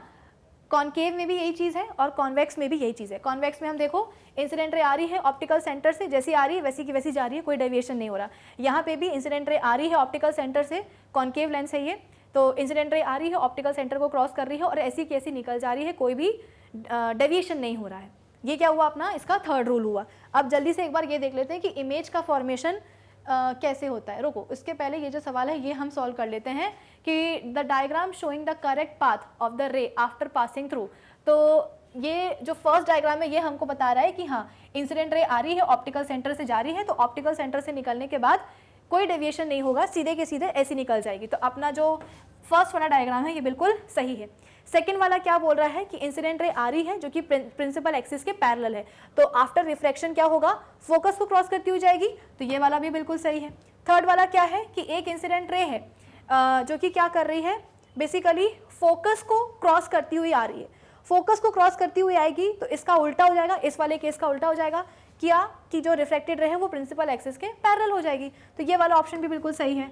लास्ट क्या है, ये तो कुछ अलग ही हो रहा है कि एक इंसिडेंट रे आ रही है, एक फोकस को जो है ना बेसिकली क्रॉस कर रही है और आफ्टर रिफ्लेक्शन दूसरे फोकस को क्रॉस करती हुई निकल रही है, ये गलत है ना। तो फर्स्ट, सेकंड और थर्ड डायग्राम सही है, तो इस हिसाब से अपना कौन सा वाला ऑप्शन सही होगा, मेरे हिसाब से तो ऑप्शन सी। तो ऑप्शन सी के सामने जो बबल होगा उसको जाकर के आप भर देना, है ना। ऑप्शन सी क्या बोल रहा है, फर्स्ट, सेकेंड और थर्ड ये तीनों डायग्राम्स क्या हैं, सही इन्फॉर्मेशन देख रहे हैं, सही रे डायग्राम्स हैं ये। इतना क्लियर है। अब आ जाओ इमेज फॉर्मेशन के ऊपर, जल्दी से एक बार देख लेते हैं कि आपके पास सबसे पहले क्या है, कॉन्वेक्स लेंस है। तो कॉन्वेक्स लेंस में हम बोल रहे हैं कि अगर आपने कहाँ रखा है ऑब्जेक्ट को, कॉन्वेक्स लेंस के सामने इन्फिनिटी पे रखा है, तो दूर रखे हुए ऑब्जेक्ट से जो इंसिडेंट रेज निकलती है वो कैसी होती है, पैरेलल होती हैं, आपस में भी और प्रिंसिपल एक्सिस के भी। तो ऐसी पैरेलल इंसिडेंट रेज जब आएंगी तो कॉन्वेक्स लेंस, क्योंकि ये क्या है, कन्वर्जिंग टाइप का लेंस है, तो सभी की सभी रेज को कन्वर्ज करा देगा कहाँ, F2 पर। कहाँ कराएगा, F2 पर, फोकस पर। और इमेज कैसी होगी, रियल होगी, इन्वर्टेड होगी और हाईली डिमिनिश्ड होगी, है ना, एकदम पॉइंट साइज होगी और घूमी होगी, अपसाइड डाउन होगी। और रियल क्यों बोल रहे हैं, क्योंकि हमें वाकई में रिफ्रैक्टेड रेज यहाँ पे आकर के मिलती हुई दिखाई दे रही हैं, इसलिए रियल, इन्वर्टेड और हाईली डिमिनिश्ड इमेज। ऑब्जेक्ट को हम कहाँ रखते हैं, जब 2F1 यानी कि सेंटर ऑफ कर्वेचर के पीछे रखते हैं, तो इमेज कहाँ बनती है, इमेज बनती है F2 और 2F2 के बीच में बन जाती है, ठीक है। रियल होगी, इन्वर्टेड होगी और साइज में छोटी होगी। जब हम ऑब्जेक्ट को कहाँ रखते हैं, जब हम ऑब्जेक्ट को रखते हैं कहाँ, ये वाला केस आई गेस रिपीट हो गया है, नहीं एक केस इसमें है ही नहीं, चलो मैं आपको बता देती हूँ कि जब आप अपने ऑब्जेक्ट को कहाँ रखते हो, 2F1 पे रखते हो, ठीक है। जब आप अपने ऑब्जेक्ट को कहाँ रखते हो, अभी आपने 2F1 के पीछे रखा था ना, अब आप क्या कर रहे हो, ऑब्जेक्ट को 2F1 के ऊपर ही रख रहे हो, तो इसकी इमेज भी कहाँ बनेगी, इसकी इमेज हम बोलते हैं कि 2F2 पर ही बनेगी। रियल होगी, इन्वर्टेड होगी और सेम साइज की होगी। जैसे हम कॉनकेव मिरर में, मैंने आपको बताया ना कि कॉनकेव मिरर और कॉन्वेक्स लेंस, इन दोनों को ध्यान में रखो। कॉनकेव मिरर में हम बोलते हैं कि सेंटर ऑफ कर्वेचर पे अगर हमने ऑब्जेक्ट को रखा है तो इमेज भी कहाँ बनेगी, उसी पे बनेगी, सेम साइज की बनेगी, रियल और इन्वर्टेड। सिमिलरली कॉन्वेक्स लेंस में 2F1 पे अगर आपने ऑब्जेक्ट को रखा है तो इमेज कहाँ बनेगी, 2F2 पर, सेम साइज की बनेगी, रियल होगी, इन्वर्टेड होगी। फिर इसके बाद में नेक्स्ट केस क्या है कि अब हम ऑब्जेक्ट को कहाँ रख रहे हैं, 2F1 और F1 के बीच में रख रहे हैं, तो इमेज कहाँ बनेगी, 2F2 के पीछे बनेगी, रियल होगी, इन्वर्टेड होगी, घूमी हुई होगी और साइज में बड़ी हो जाएगी। वही वाली बात है कि जैसे जैसे आप लेंस के पास लेकर के आ रहे हो ऑब्जेक्ट को, उसकी जो इमेज है वो बड़ी होती जा रही है, उसकी साइज बड़ी होती जा रही है। फिर इसके बाद में आपने क्या करा है, F1 के ऊपर ही रख दिया है ऑब्जेक्ट को, तो जो रेज निकलेंगी, रिफ्रैक्टेड रेज, वो कैसी होंगी, पैरेलल होंगी। और पैरेलल रेज के लिए हम बोलते हैं कि कहीं ना कहीं आगे जा करके ये मिल जाती है, यानी कि इमेज क्या बनेगी, इन्फिनिटी पे बनेगी, ठीक है ना। रियल होगी, इन्वर्टेड होगी और एनलार्ज्ड होगी। लास्ट केस क्या है कि जब आपने ऑब्जेक्ट को कहाँ रखा है, ऑप्टिकल सेंटर और F1 के बीच में रखा है, ठीक है, तो इनसे जो भी रिफ्रैक्टेड रेज होंगी वो क्या हो जाएंगी, डाइवर्ज हो जाएंगी। अब हम सबको पता है कि डाइवर्जिंग वाली रेज तो कभी मिलती नहीं है, इसलिए हम क्या करेंगे, इन डाइवर्जिंग रिफ्रैक्टेड रेज को हम पीछे की तरफ खींच कर लेकर के जाएंगे, यानी कि जिस साइड पे ऑब्जेक्ट रखा हुआ है उसी साइड पे क्या होगा, डाइवर्जिंग रिफ्रैक्टेड रेज मिलेंगी और जहाँ मिलेंगी वहाँ पे इमेज का फॉर्मेशन होगा। तो ऐसा लग रहा है हमें कि रिफ्रैक्टेड रेज मिल रही हैं, इसलिए वो क्या होगा, वर्चुअल इमेज होगी। वर्चुअल मतलब कि इरेक्ट होगी, अपराइट होगी और हम बोलते हैं कि मैग्नीफाइड होगी, एनलार्ज्ड होगी। इतना क्लियर है। तो कॉनकेव मिरर के केसेस याद रखोगे तो कॉन्वेक्स लेंस अपने आप याद रहेगा। तो ये पूरा चार्ट है ना, ये आपको हमने पढ़ाया हुआ है। अब कॉनकेव लेंस के दो ही केसेस होते हैं। एक केस ये है कि जब ऑब्जेक्ट को आपने कहाँ रखा है, इन्फिनिटी पे, तो जैसे कि मैंने आपको बताया कि कॉनकेव लेंस कैसा होता है, डाइवर्जिंग टाइप का, फैला देता है रेस को। तो देखो ये रे आई, इसको फैला दिया, ये रे आई, इसको फैला दिया। डाइवर्जिंग रेस तो कभी मिलती नहीं है, इसलिए हम क्या करते हैं, इनको पीछे की तरफ खींच के लेकर के आते हैं। तो जब इनको पीछे की तरफ हम खींच के लेकर के आए तो हमें दिखाई दिया कि F1 पे आकर के रेस मिल रही है। इसका मतलब क्या, इमेज का बनेगी, F1 पे बनेगी और हम बोलते हैं कि वर्चुअल होगी, इरेक्ट होगी और पॉइंट साइज होगी, डिमिनिश्ड होगी। जब हम कहाँ रखते हैं ऑब्जेक्ट को, 2F1 के पीछे रखते हैं, तो इमेज कहाँ बनेगी, इमेज हम बोलते हैं कि ऑप्टिकल सेंटर और फोकस के बीच में बनेगी। यानी कि इन्फिनिटी से लेकर के आप 2f1 के बीच में कहीं भी रखो ऑब्जेक्ट को, तो जो इमेज है ऑप्टिकल सेंटर और f1 के बीच में ही बनती है। वर्चुअल होती है, इरेक्ट होती है, और हम बोलते हैं कैसी होती है, डिमिनिश्ड होती है। यानी कि बहुत छोटी तो नहीं होती है, हाईली डिमिनिश्ड नहीं होती है, लेकिन हाँ डिमिनिश्ड होती है। ठीक है, चलो तो ये सारे केसेस अपने हो चुके हैं। अब अच्छा, साइन कन्वेंशन की अगर हम बात करें तो साइन कन्वेंशन बड़ा आसान है। जैसे कि मैंने आपको स्फेरिकल मिरर में पढ़ाया था कि आपको लेंस को XY प्लेन में रखना है, कुछ ऐसे रखना है कि मिरर लेंस का जो ऑप्टिकल सेंटर है वो कहाँ है, XY प्लेन के ओरिजिन के साथ कॉन्साइड करे। सिमिलरली जो उसकी प्रिंसिपल एक्सिस है लेंस की, वो किसके साथ कॉन्साइड करे, एक्स एक्सिस के साथ कॉन्साइड करे। और जैसे कि मैंने आपको सिमुलेशन में बताया था कि लेंस के दो रिफ्रैक्टिंग सरफेस हैं, तो आप लेफ्ट में भी रख सकते हो ऑब्जेक्ट को, राइट में भी रख सकते हो, है ना। तो एनसीईआरटी ने साफ बोल दिया है कि भाई आपको ऑब्जेक्ट को कहाँ रखना है, लेंस के लेफ्ट हैंड साइड पे ही रखना है। तो राइट वाले केसेस को आपको देखना ही नहीं है।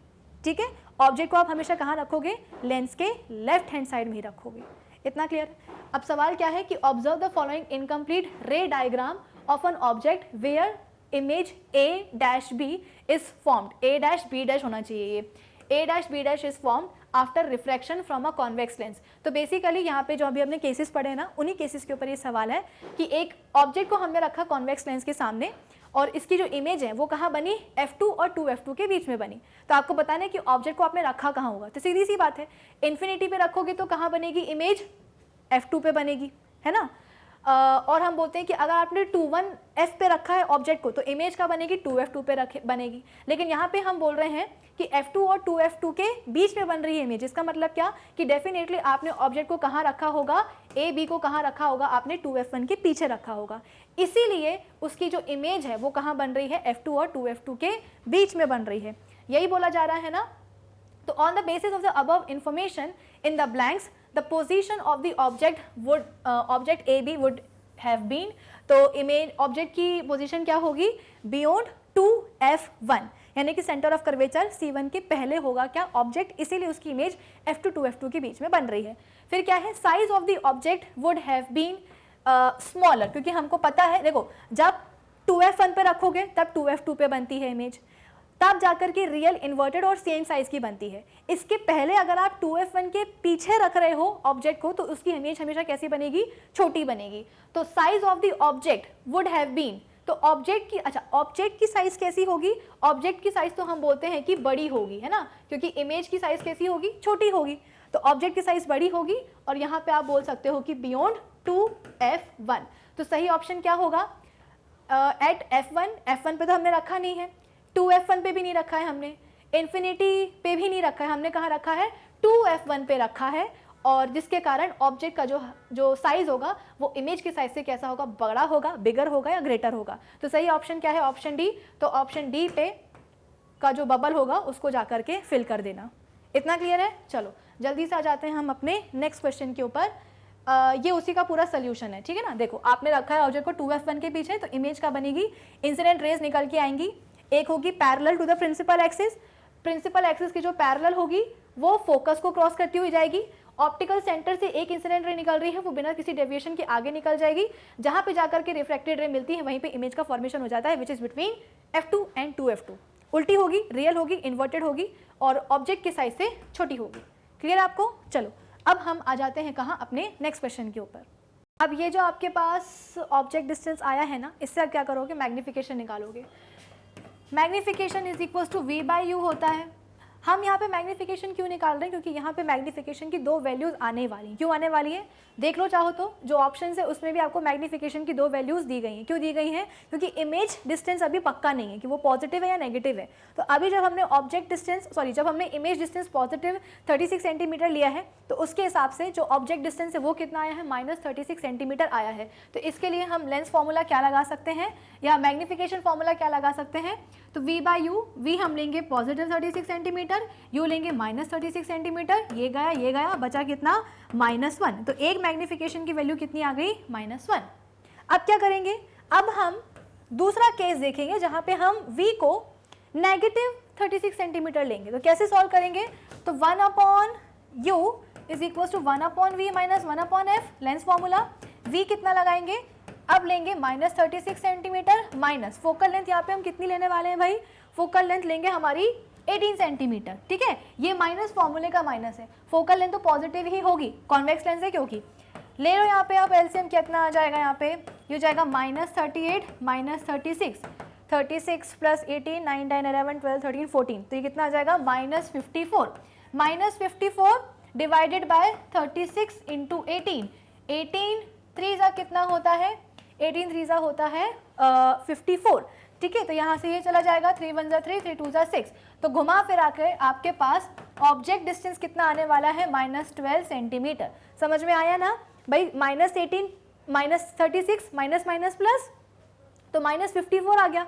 डिनोमिनेटर में क्या था, 36 × 18 था, तो 18 3 54 होता है, 3 से 36 कितने टाइम्स गया, 12 टाइम्स गया, तो आपके पास ऑब्जेक्ट डिस्टेंस कितना आ गया -12 सेंटीमीटर। ये क्या है, अपना दूसरा वाला ऑब्जेक्ट डिस्टेंस आया है। अब इस ऑब्जेक्ट डिस्टेंस के साथ में आप क्या करोगे, फिर से मैग्निफिकेशन निकालोगे v/u।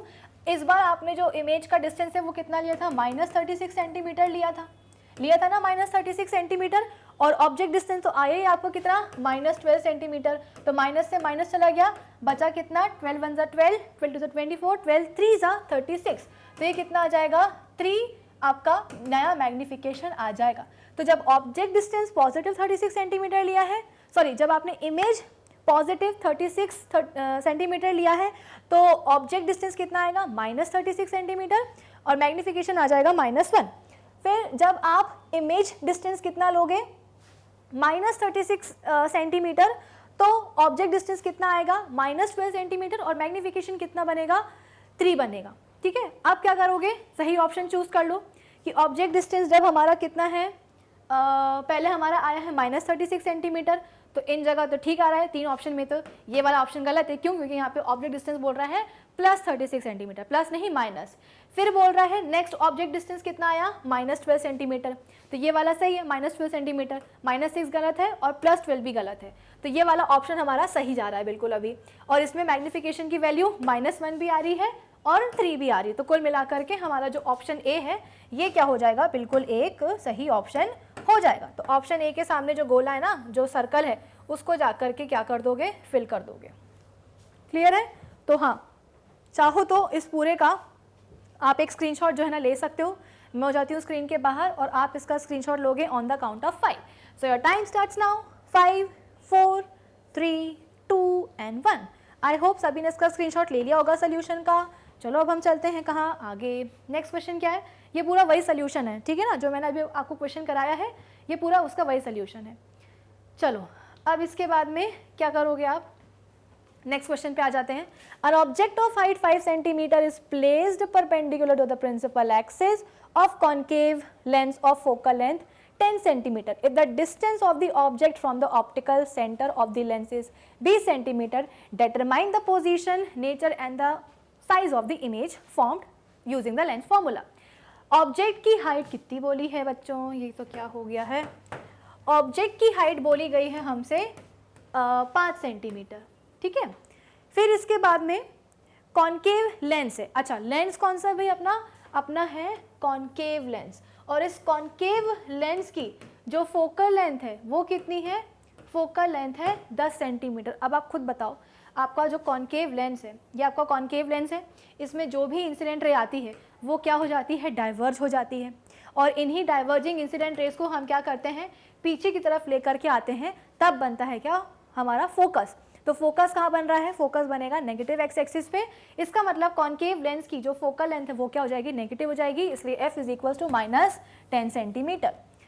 अच्छा, फिर इसके बाद में if the distance of the object from the optical center of the lens is 20 centimetre, तो ऑब्जेक्ट डिस्टेंस कितना दिया गया है 20 centimetre, and object distance is always what, negative. Determine the position, nature. अच्छा, इसके बाद में इमेज की मतलब इमेज डिस्टेंस आपको बताना है, और फिर उसका नेचर क्या है, वर्चुअल है, इरेक्ट है, मतलब क्या है वो बताना है, और साइज भी बताना है। तो इमेज का आपको साइज भी बताना है, तो कैसे बताओगे, v पूछा है, u गिवन है, f गिवन है, तो सबसे पहले लेंस फॉर्मूला लगाओ और 1/f is equal to 1/v minus 1/u लगा दो, ठीक है। निकालना क्या है, इमेज का डिस्टेंस, तो एक काम करो, इमेज 1/u को यहाँ ले आओ, तो इसका साइन चेंज हो जाएगा, 1/f प्लस 1/u हो जाएगा 1/v is equal to focal length कितनी गिवन है यहाँ पे, साइन के साथ रखिएगा -10, ये प्लस साइन किसका है, फॉर्मूले का है। ऑब्जेक्ट डिस्टेंस कितना निकाला हमने, -1/20 निकाला, कितना हो जाएगा ये, तो ये हो जाएगा 1/10 प्लस माइनस -1/20, नीचे ले आओ 20 और ये हो जाएगा कितना 10। तो 10 में से क्या मल्टीप्लाई करें कि 200 आ जाए, तो -20। 20 में से क्या मल्टीप्लाई करें कि 200 आ जाए, तो आप बोलोगे कि मैम 10 मल्टीप्लाई कर दो, तो ये कितना हो जाएगा, ये हो जाएगा माइनस, भाई माइनस माइनस तो प्लस होता है, और साइन क्या कौन सा आएगा, माइनस आएगा, तो -30 डिवाइडेड बाय कितना हो जाएगा, ये 200 हो जाएगा। एक जीरो से एक जीरो चला गया, बचा कितना, अभी हम निकाल क्या रहे हैं 1/v, तो 1/v कितना आया, -3/20, उल्टा कर दो तो v इज इक्वल टू -20/3 हो जाएगा। ठीक है, इसको हम सॉल्व करते हैं, तो 3 6 कितना होता है 18, आया 2, डेसिमल लगा के 0 लगा देंगे, 3 6 18, तो कुछ इस तरीके से ये 6.67 सेंटीमीटर ही आएगा ना, हाँ 6.66 या राउंड ऑफ करके 67 लिख सकते हैं, क्या आ जाएगा अपना इमेज डिस्टेंस आ जाएगा। लेकिन देखो यहाँ पे मैंने साइन लगाना तो मैं भूल ही गई, तो यहाँ पे हम लगा देंगे क्या, एक नेगेटिव साइन, तो इमेज डिस्टेंस अपना कितना आया 6.67 सेंटीमीटर, इतना समझ में आया। चलो, तो अपना इमेज डिस्टेंस आ चुका है, अब हम क्या करेंगे, फटाफट से इमेज की हाइट निकालेंगे। कैसे निकालेंगे हाइट, भाई आपके पास ऑब्जेक्ट डिस्टेंस है, इमेज डिस्टेंस है, ऑब्जेक्ट की साइज है, तो लगाओ मैग्निफिकेशन का formula, m is equals to minus नहीं, हम लेंस पढ़ रहे हैं ना, तो इमेज की हाइट बाय ऑब्जेक्ट की height is equals to v by u। Image की हाइट तो हमें निकालनी है, ठीक है, v अभी हमारा कितना निकला है, v 6.67। अपने बेसिकली सोल्यूशन को इजी करने के लिए हम क्या करते हैं, v को -20/3 लिख देते हैं, तो यहाँ पे हमने लिख दिया -20/3, ठीक है। u कितना है, ऑब्जेक्ट की बेसिकली डिस्टेंस कितना है, ऑब्जेक्ट का डिस्टेंस कहाँ गया हमारा, ये रहा -20 सेंटीमीटर, ठीक है, कितना हुआ ये अपना -20 सेंटीमीटर, सही है ना। इमेज का डिस्टेंस कितना आया, -20/3 सेंटीमीटर। ऑब्जेक्ट का डिस्टेंस कितना था हमारे पास, सवाल में दिया गया है -20 सेंटीमीटर। अब ये जो ऑब्जेक्ट की हाइट थी उसको आप कहाँ ले जाओगे, v के बगल में ले जाओगे ना, तो v के बगल में ऑब्जेक्ट की हाइट कितनी आएगी, 5 सेंटीमीटर आएगी, कितनी आएगी 5, तो एक 20 से ऊपर वाला 20 चला गया, इसका नेगेटिव साइन इसके वाले नेगेटिव साइन से चला जाएगा, बचेगा कितना, बचेगा हम बोलते हैं कि image height of the image is equals to 5/3। 5/3 कितना होता है भाई, तो 3 1 जा 3, ठीक है, डेसिमल लगा दो, 3 6 जा 18, फिर से लगा दो 3 6 जा 18, तो इमेज की हाइट आपकी लगभग कितनी आ जाएगी, 1.66 आ जाएगी, और इमेज की जो हाइट है वो कितनी आई, 1.66 सेंटीमीटर कर दो, यहाँ पे सेंटीमीटर आ जाएगी, ठीक है, पॉजिटिव आई है। तो हमारी भाई हमको पहले से पता है कि सवाल में दिया गया है कि कॉन्केव लेंस है, और कॉन्केव लेंस हमेशा वर्चुअल और इरेक्ट इमेज ही बनाता है, ठीक है। तो यहाँ पे हम बोलते हैं कि नेचर हमें समझ में आ गया है, साइज हमने निकाल लिया है 1.66 सेंटीमीटर, या आप इसको 1.67 सेंटीमीटर भी बोल सकते हो, क्योंकि ये वाली जो साइकिल है 3/5 की, तो मतलब 5/3 की तो चलती जाएगी, तो 1.67 सेंटीमीटर लिख सकते हो आप इमेज की हाइट, और इमेज का जो डिस्टेंस है वो हमने कितना निकाला था, 6.67 सेंटीमीटर, कौन सा वाला, माइनस वाला। तो आपको एक ऐसा ऑप्शन चूज करना है जो कि आपकी इमेज डिस्टेंस को कितने के बराबर बता रहा हो, -6.67 सेंटीमीटर, और इमेज की हाइट कितनी बता रहा हो, +1.67 सेंटीमीटर। तो फर्स्ट ऑप्शन क्या है, इमेज डिस्टेंस तो यहाँ पे ये सही बता रहा है, और ऑब्जेक्ट इमेज की जो हाइट है वो भी यहाँ पे सही बता रहा है, लेकिन एक प्रॉब्लम हो गई है यहाँ। प्रॉब्लम क्या हुई है कि ये रियल और इन्वर्टेड इमेज बोल रहा है, रियल नहीं, वर्चुअल और इरेक्ट बनेगी, तो इस हिसाब से ये वाला ऑप्शन हो जाएगा गलत। सेकेंड ऑप्शन क्या है कि ये v को हम बोल रहे हैं कि बता रहा है 1.67 सेंटीमीटर, 1.6 सेंटीमीटर नहीं है, 6.67 सेंटीमीटर है, -6.6 सेंटीमीटर, तो ये गलत हो गया। थर्ड ऑप्शन क्या है, अगेन इसमें भी 1.67 बता रहा है सेंटीमीटर, इमेज का डिस्टेंस गलत है। ऑब्जेक्ट इमेज का जो डिस्टेंस है वो अब ऑप्शन डी में कितना आ रहा है, -6.67 सेंटीमीटर, ये सही है। इसमें इमेज की हाइट भी कितनी है, +1.67 सेंटीमीटर, और वर्चुअल और इरेक्ट बता रहा है इमेज का नेचर। तो कुल मिलाकर के ऑप्शन डी क्या है, हमारे इस सवाल का सही जवाब है। तो ऑप्शन डी के सामने जो बबल होगा उसको जाकर के आप बेसिकली फिल कर देना। आई बात समझ में? तो एक काम करो ना, अगर इसका स्क्रीनशॉट चाहिए है सोल्यूशन का तो ले लो, है ना, ये पूरा सोल्यूशन है उसी का। थोड़ा सा हौश पौश हो जाता है क्योंकि सॉल्व करते टाइम में ना जगह नहीं होती है बोर्ड पे, तो वीडियो को पॉज करना और स्क्रीनशॉट ले लेना। चलिए जी, अब इसके बाद में नेक्स्ट क्या है, ये वही जो अभी मैंने आपको करके बताया है सोल्यूशन, वही है पूरा सोल्यूशन, रिटर्न फॉर्म में है। वीडियो को पॉज करो और स्क्रीनशॉट लेते जाओ। और इससे बढ़िया, स्क्रीनशॉट लेने से बढ़िया है कि आप खुद मेरे साथ साथ क्वेश्चन को सॉल्व करो, क्योंकि अल्टीमेटली सॉल्व तो आप ही को करना है एग्जाम में, मैं थोड़ी आऊँगी। चलो, अब क्या है कि the image of an object formed by a lens of magnification -1। Lens की मैग्निफिकेशन वाह कितनी आई है, -1 आई है। -1 का मतलब क्या होता है, मैग्निफिकेशन का वो क्या होता है फॉर्मूला, इमेज की हाइट बाय ऑब्जेक्ट की हाइट। अगर मैग्निफिकेशन 1 आ रहा है तो चाहे वो स्फेरिकल लेंस हो चाहे वो स्फेरिकल मिरर हो, क्या मतलब है 1 का, कि इमेज और ऑब्जेक्ट की हाइट कैसी है, बराबर है। और बराबर कब आती है स्फेरिकल लेंस के केस में, एक ही केस में आती है, कब, जब हमारे पास क्या हो, एक कॉन्वेक्स लेंस हो। कॉन्वेक्स लेंस में जब हम बोलते हैं कि हम जब अपने ऑब्जेक्ट को 2f1 पे रखते हैं तब जाकर के इमेज कहाँ बनती है, 2f2 पे बनती है।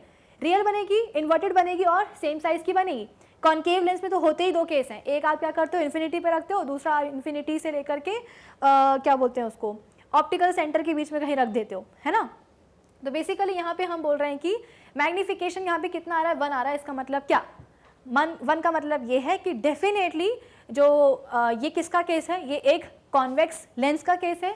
ये क्या है, एक कॉन्वेक्स लेंस का केस है, और जहाँ पे हमने ऑब्जेक्ट को कहाँ रखा है, 2f1 पे रखा है, और उसकी इमेज कहाँ बनी है, 2f2 पे बनी है, रियल, इन्वर्टेड और सेम साइज की। ठीक है, अब क्या बोल रहे हैं कि if the distance between the object and it's image is 60 centimetre, यानी कि ऑब्जेक्ट और इमेज के बीच का जो डिस्टेंस है, ध्यान से पढ़ना है स्टेटमेंट को, कंफ्यूज मत हो जाना।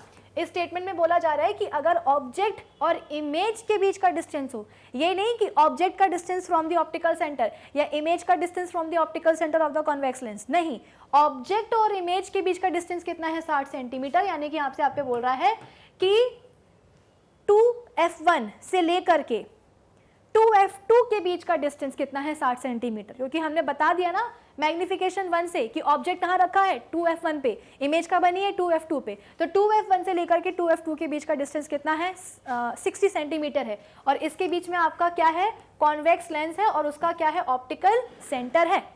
तो अगर इतना पूरा डिस्टेंस 2f1 से 2f2 के बीच का डिस्टेंस कितना है, 60 है, तो 2f1 से ऑप्टिकल सेंटर का डिस्टेंस, यानी कि इस पूरे डिस्टेंस का जो आधा होगा वो कितना होगा, 60 का आधा कितना होता है, 30 होता है। तो ये हो गया क्या हमारा 2f1 से लेकर के ऑप्टिकल सेंटर तक का डिस्टेंस, यानी कि ये क्या है, ये है सेंटर ऑफ कर्वेचर। मैंने आपको बताया था ना 2f1 और 2f2 क्या होता है, बेसिकली ये सेंटर ऑफ कर्वेचर ही होता है। तो सेंटर ऑफ कर्वेचर से लेकर के ऑप्टिकल सेंटर के बीच का जो डिस्टेंस है उसको हम क्या कहते हैं, रेडियस ऑफ कर्वेचर बोलते हैं। तो ऑब्जेक्ट और इमेज के बीच का डिस्टेंस 2f1 और 2f2 के बीच का कितना है, 60 सेंटीमीटर है। इसका आधा कर दो तो कितना हो जाएगा, 30 सेंटीमीटर। 30 सेंटीमीटर मतलब कि 2f1 से ऑप्टिकल सेंटर के बीच का डिस्टेंस, यानी कि रेडियस ऑफ, सॉरी हाँ, इसको हम बोलते हैं क्या, रेडियस ऑफ कर्वेचर। अब अगर आपके पास रेडियस ऑफ कर्वेचर आ चुका है कितना, 30 सेंटीमीटर, कितना आ चुका है, 30 सेंटीमीटर, तो आप क्या कर सकते हो, फोकल लेंथ निकाल सकते हो। कैसे निकालोगे, रेडियस ऑफ कर्वेचर का आधा यानी कि 30/2 = 15 सेंटीमीटर। अब आप बोलोगे कि मैम नेगेटिव साइन क्यों नहीं लिया फोकल लेंथ में, बिल्कुल नहीं लूंगी, इसलिए नहीं लूंगी क्योंकि ये क्या है, ये अपना कॉन्वेक्स लेंस है। और कॉन्वेक्स लेंस कैसा होता है, कन्वर्जिंग होता है ना, जो भी इंसिडेंट रे आएगी उसको वो कन्वर्ज कराएगा कहाँ, पॉजिटिव एक्स एक्सिस पे। फोकस कहाँ बनेगा, पॉजिटिव एक्स एक्सिस पे हमेशा, तो फोकल लेंथ क्या होगी, पॉजिटिव होगी। इसलिए यहाँ पे 15 सेंटीमीटर लिया है। इतना पूरा डिस्टेंस क्या हुआ, 60 सेंटीमीटर का। 2f1 को हमने कैसे निकाला, 60 का आधा कर दिया, तो 2f1 से ऑप्टिकल सेंटर के बीच का डिस्टेंस क्या है, 30 सेंटीमीटर। सिमिलरली ऑप्टिकल सेंटर से 2f2 के बीच का डिस्टेंस कितना है, 30 सेंटीमीटर। तो आपके पास क्या आ गई है, रेडियस ऑफ कर्वेचर आ गया है। इसी रेडियस ऑफ कर्वेचर से हमने क्या करा है, फोकल लेंथ निकाली है कितनी, बेसिकली 15 सेंटीमीटर। तो हमारे पास जो कॉन्वेक्स लेंस आया है उसकी फोकल लेंथ कितनी आ चुकी है भाई, 15, कौन सी 15 + 15 सेंटीमीटर, ठीक है। और हमसे शायद यही बोला था निकालने के लिए कि what is the focal length of the lens, तो निकाल दी है, कितनी है, +15 सेंटीमीटर। अब क्या बोला गया है कि if the object is moved 20 centimetre towards the lens. अब हम क्या कर रहे हैं, ऑब्जेक्ट को लेंस के पास लेकर के आ रहे हैं, ठीक है ना, 20 सेंटीमीटर तक के उसमें हम लेकर के आ रहे हैं।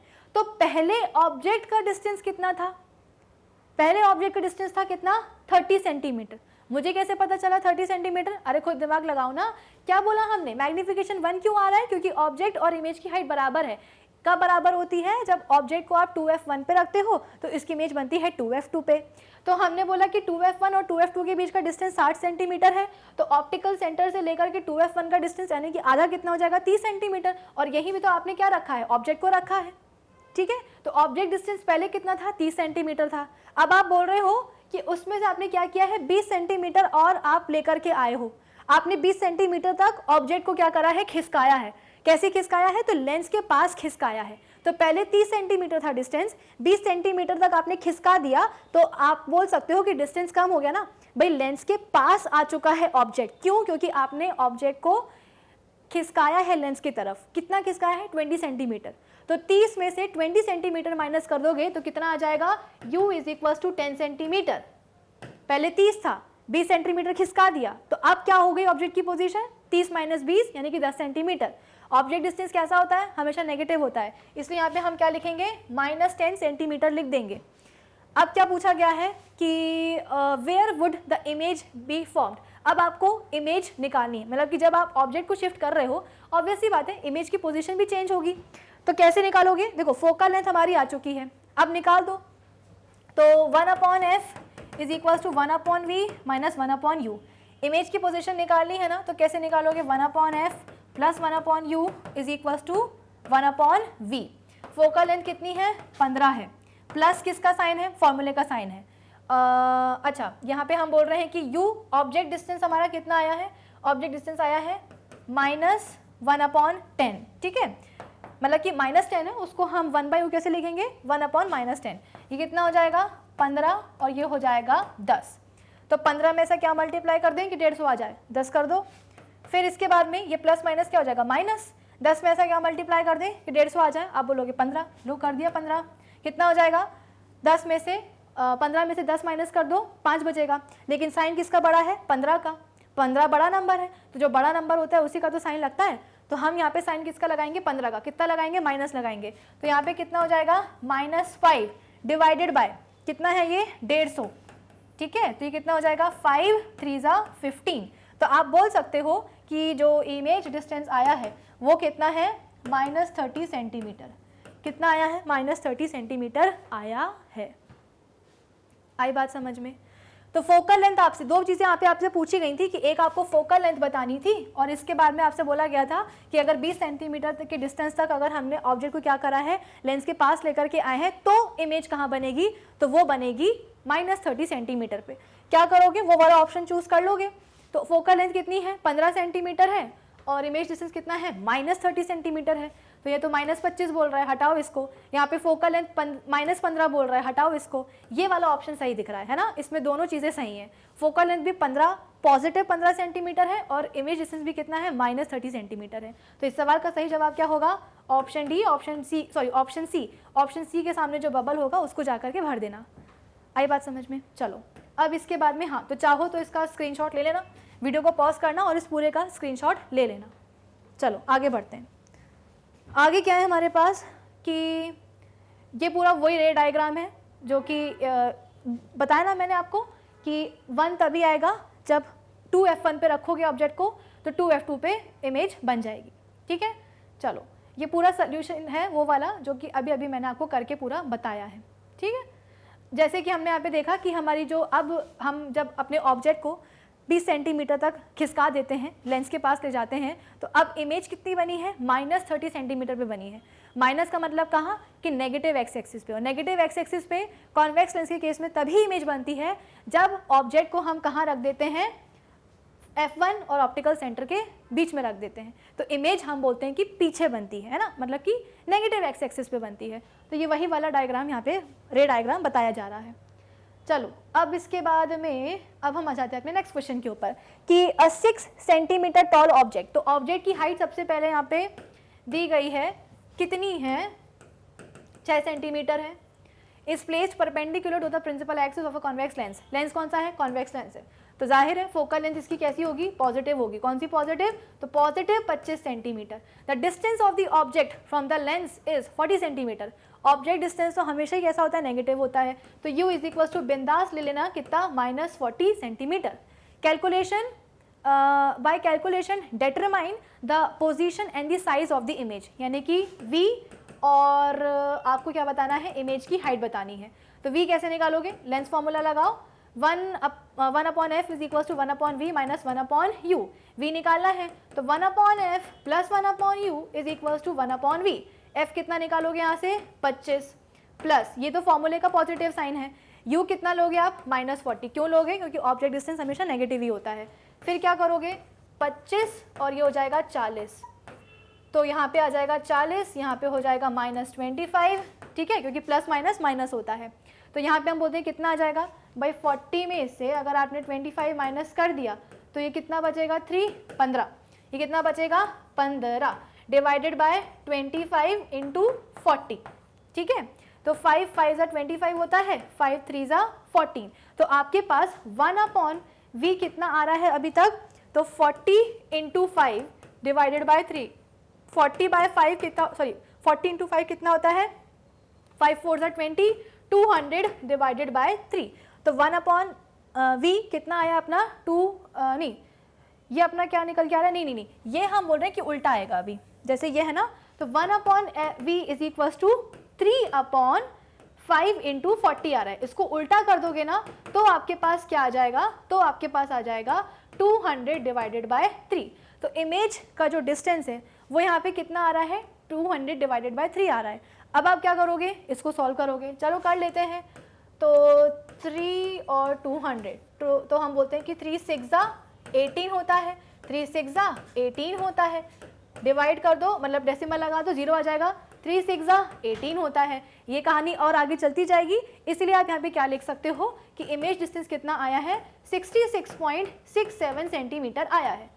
राउंड ऑफ कर दिया ना मैंने, क्योंकि 0.666 चलता जाएगा, इसीलिए राउंड ऑफ कर दिया मैंने, क्या 66.67। ये क्या आ गया, आपका इमेज डिस्टेंस आ गया। क्या आ गया, इमेज डिस्टेंस आया। अब हम क्या बोल रहे हैं, एक minute, the distance of the object from the lens, okay, यहाँ पे नहीं, ठीक तो है, the distance of the object from the lens is 40 centimetre. तो the position of the image निकालना है ना, तो यहाँ पे u क्यों लिखा है, एक करेक्शन कर लेना, इस पूरे क्वेश्चन के ऑप्शन में u की जगह पे v लिखना है आपको, ठीक है। इमेज डिस्टेंस पूछा गया है तो u नहीं, वहाँ पे v लिखा जाएगा। तो एक चीज़ तो अपनी आ गई है, कितनी, अब हम बात करते हैं किसकी, हाइट ऑफ द इमेज की। हाइट हम कैसे निकालेंगे भाई, आसान है, मैग्नीफिकेशन का फॉर्मूला लगाओ, इमेज की हाइट डिवाइडेड बाय ऑब्जेक्ट की height, v by u। Image की हाइट निकालनी है, ऑब्जेक्ट की कितनी दी गई है, 6 दी गई है, और इमेज का जो वो है डिस्टेंस है वो कितना है, 66.67। कैलकुलेशन को आसान करने के लिए हम क्या कर सकते हैं, 200/3 लिख सकते हैं। और ऑब्जेक्ट डिस्टेंस यहाँ पे कितना लिया, सॉरी ऑब्जेक्ट का, हाँ ऑब्जेक्ट डिस्टेंस यहाँ पे कितना है, 40 है ना, यहाँ पे कितना है, 40 है। तो यहाँ पे हम कैसे निकालेंगे, 1 0 से 1 0 चला गया। अरे ऑब्जेक्ट डिस्टेंस तो आप लोगे, लेकिन नेगेटिव भी तो लोगे, क्योंकि object distance is always negative. तो यहाँ पे क्या लिख सकते हो आप, 203 इंटू -40 लोगे, -40, ठीक है। और v जो है आपका वो तो पॉजिटिव ही आ रहा है, इमेज डिस्टेंस इज पॉजिटिव। तो यहाँ पे हम क्या करेंगे, 1 0 से 1 0 गया, और 4 5 20 होता है, 3 1 3, 3 2 6, 2 को आप भेज दो 5 के पास, तो कितना आ जाएगा, x, यानी कि इमेज की हाइट कितनी आ जाएगी, -5 2 10 सेंटीमीटर। कितनी आ जाएगी, -10 सेंटीमीटर। तो कौन सा है वो जवाब जो कि आपके, मतलब कौन सा है वो ऑप्शन जो कि आपके सवाल का है सही जवाब, तो मेरे हिसाब से इसका जवाब होना चाहिए ऑप्शन डी। ऑप्शन डी पहले ही समझ में आ गया था। क्यों समझ में आ गया था, क्योंकि 66.67 सेंटीमीटर जो बेसिकली जवाब है वो हम बोल रहे हैं कि इन चारों में से केवल इसी ऑप्शन में था। बाकी में देख लो 40, 60, 66 ये सब तो है नहीं, हमारे पास जो हमारा सही जवाब है वो केवल एक ही ऑप्शन में आ रहा था, वो है कौन, ऑप्शन डी। लेकिन फिर भी मैंने आपको इमेज डिस्टेंस कैलकुलेट करके बता ही दिया, कितना आया, -10 सेंटीमीटर। नहीं भी करते तो भी आप इस वाले ऑप्शन को टिक कर सकते थे, है ना, लेकिन फिर भी कर लिया हमने। तो इस सवाल का सही जवाब होगा क्या, ऑप्शन डी। उम्मीद करती हूँ सबको समझ में आया होगा। तो अगर इसका आपको स्क्रीनशॉट लेना है तो आप बेशक ले सकते हो, वीडियो को पॉज करना और इसका स्क्रीनशॉट ले लेना, ठीक है। तो अब हम आगे बढ़ जाते हैं और आगे एक और क्वेश्चन कर लेते हैं, ठीक है। ये पूरे सवाल का क्या है, सोल्यूशन है, जो कि मैंने आपको अभी अभी करके बताया है। इसका भी आप स्क्रीनशॉट ले सकते हो। अब हम आ जाते हैं अपने नेक्स्ट क्वेश्चन के ऊपर, और ये क्वेश्चन आज के सेशन का लास्ट क्वेश्चन होगा, ठीक है, नहीं तो फिर आप बोलोगे लंबा हो गया सेशन। अब जो बाकी बचे हुए क्वेश्चंस होंगे वो हम अपने नेक्स्ट सेशन में कर लेंगे, ठीक है। अ डाइवर्जिंग लेंस, डाइवर्जिंग बोले तो डाइवर्जिंग मतलब कि कॉनकेव लेंस, ठीक है। डाइवर्जिंग का मतलब होता है कॉनकेव लेंस। एक कॉनकेव लेंस है जिसकी फोकल लेंथ कितनी 20 सेंटीमीटर, तो कॉनकेव लेंस की फोकल लेंथ कितनी होती है भाई, माइनस में होती है ना, -20 centimetre. At what distance should an object of height 4 centimetre, object की हाइट भी दी गई है 4 centimetre, from the optical centre of the lens be placed so that its image is formed 10 centimetre away from the lens. और image distance यहाँ पे आपको कितना दिया गया है 10 सेंटीमीटर।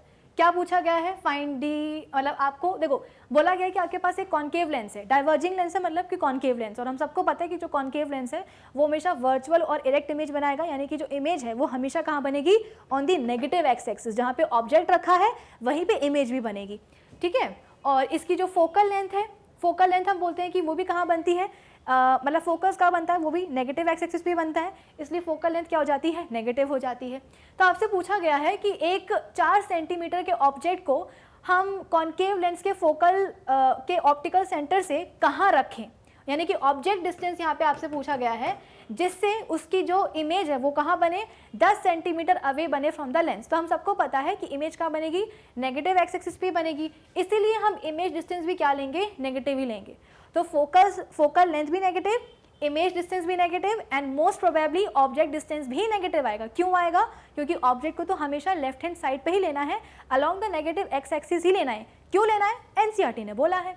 और साथ ही साथ आपको इमेज की हाइट भी पता करनी है। कैसे करोगे, सबसे पहले लगा दो बढ़िया सा अपना लेंस का फॉर्मूला। क्या होता है, 1/f is equals to 1/v minus 1/u। क्या निकालना है आपको, u निकालना है ना, तो यहाँ पे आप क्या लिखोगे, 1/u is equals to 1/v minus 1/f। तो यहाँ पे हम बोल रहे हैं कि इमेज का डिस्टेंस आप कितना लोगे, -10 लोगे। ये वाला माइनस किसका है, ये फॉर्मूले का माइनस है। फोकल लेंथ कितनी लोगे, -1/-20। तो माइनस माइनस क्या हो जाएगा, प्लस हो जाएगा।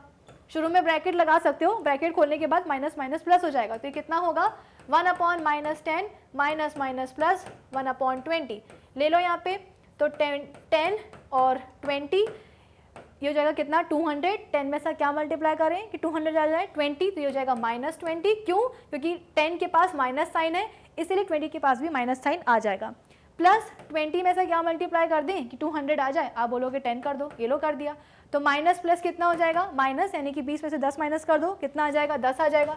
साइन किसका लोगे, साइन लोगे 20 का। क्यों, क्योंकि 10 और 20 में से बड़ा नंबर कौन सा है, 20 है, उसका साइन क्या होगा, नेगेटिव। तो आपने ले लिया क्या, नेगेटिव साइन। 200 ये हो जाएगा कितना, 200। तो एक जीरो से ये जीरो चला गया, बचा कितना, तो 1/u इज इक्वल्स टू -1/20। घुमा दो तो कितना हो जाएगा, u is equals to -20 centimetre. कहा था ना कि जो ऑब्जेक्ट डिस्टेंस है वो भी कितना आएगा, नेगेटिव ही आएगा, ठीक है।